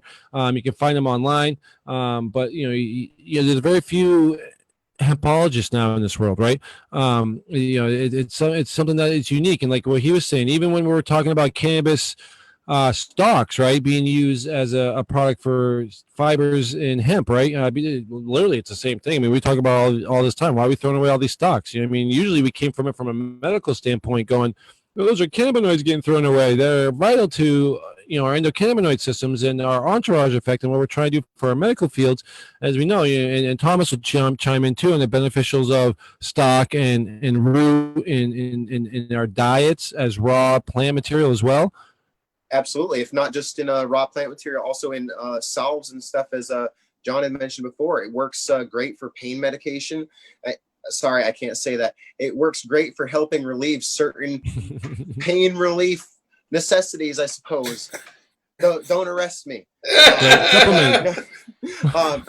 In reality, fan leaves, sugar leaves, whole plant material, buds, you can grind them up raw, not even decarbing them, put them in a smoothie, put them in a salad.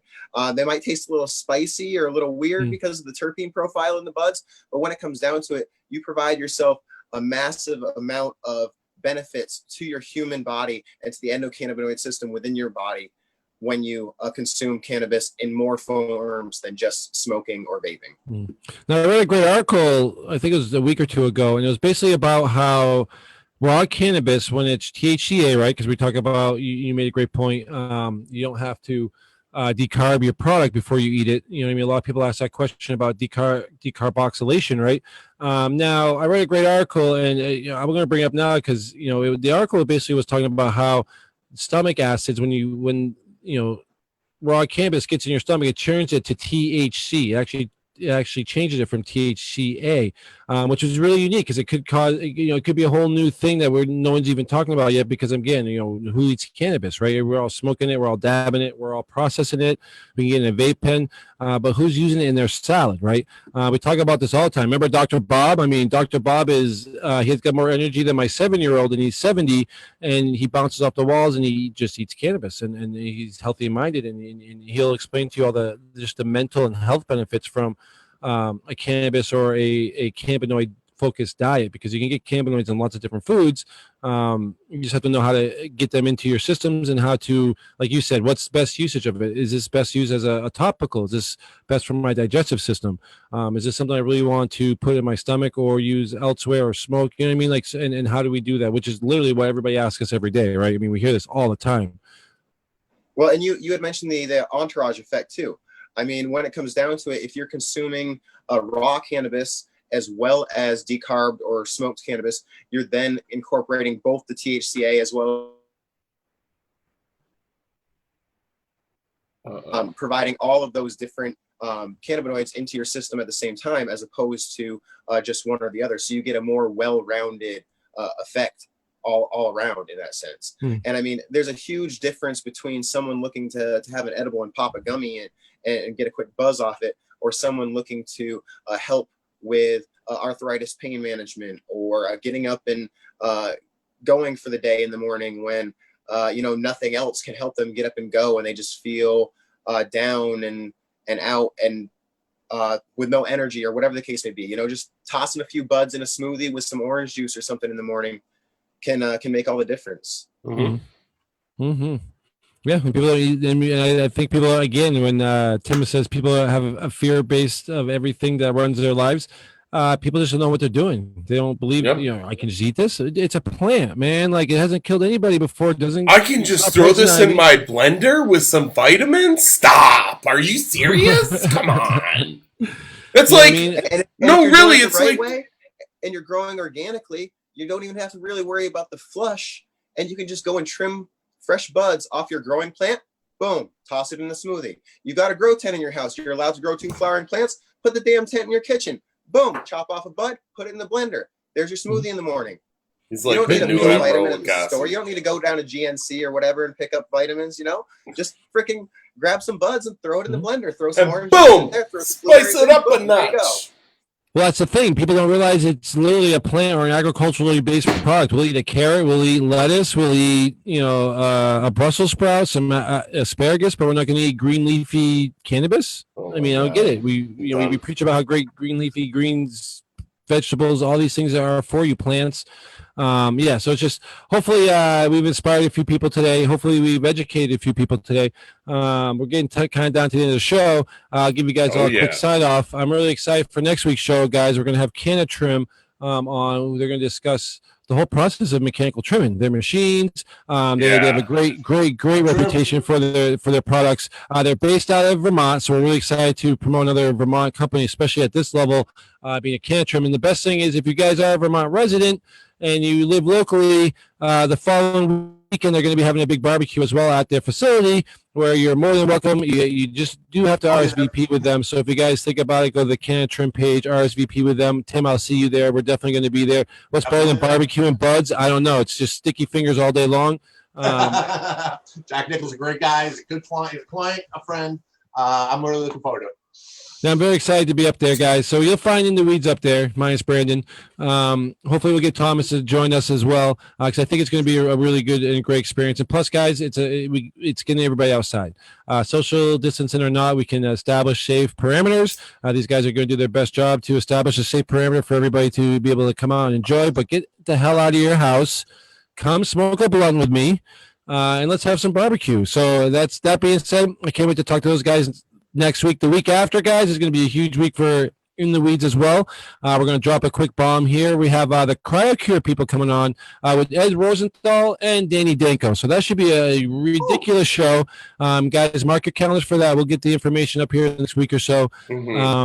When we get closer to the show, but we just want to let everybody know we're going to have them here. And if you guys don't know about the CryoCure technology or the science behind it, it really is amazing, especially when we're always talking about medicine and you need to go look it up. Right. I mean, literally, it's like your fresh pressed dab in the leaf form. Thomas, I know, is very well familiar with the process and the value of it. And when we talk about medical cannabis, especially when we talk about states that, you can only smoke flower. Yeah, this is a great option for you. I'm really excited to have them come on and hear what they have to say. The knowledge that I have with cryo curing is all with home-based equipment that wasn't initially designed for cannabis, but just seeing the potential and seeing the terpenes that you can retain and not having any sort of degradation at all in the plant material from fresh to cure is just very promising. So I'd love to hear what they have to say.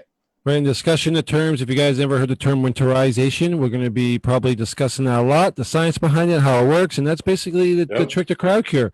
And literally, you can take a plant, cut it, and have it in a curable, smokable form in 24 to 36 hours, right? Or less even. It depends on your plant. But that alone in itself is an amazing technology. It speeds up the whole curing time. And as we all know, guys, when you cure weed, you off-gas cannabinoids, right? When you decarb weed, you off-gas cannabinoids, right? You bake them off. So certain temperatures, you start to see cannabinoids fall off. So when you're thinking medically, you want to retain all your possible cannabinoids in whatever fashion you're going to smoke in. So the CryoCure thing really introduces a whole new level of I never thought we could get with weed, right? Because as you smoke it burn. I mean, there's so many different things. So when you finally get in your lungs, there's not many cannabinoids left.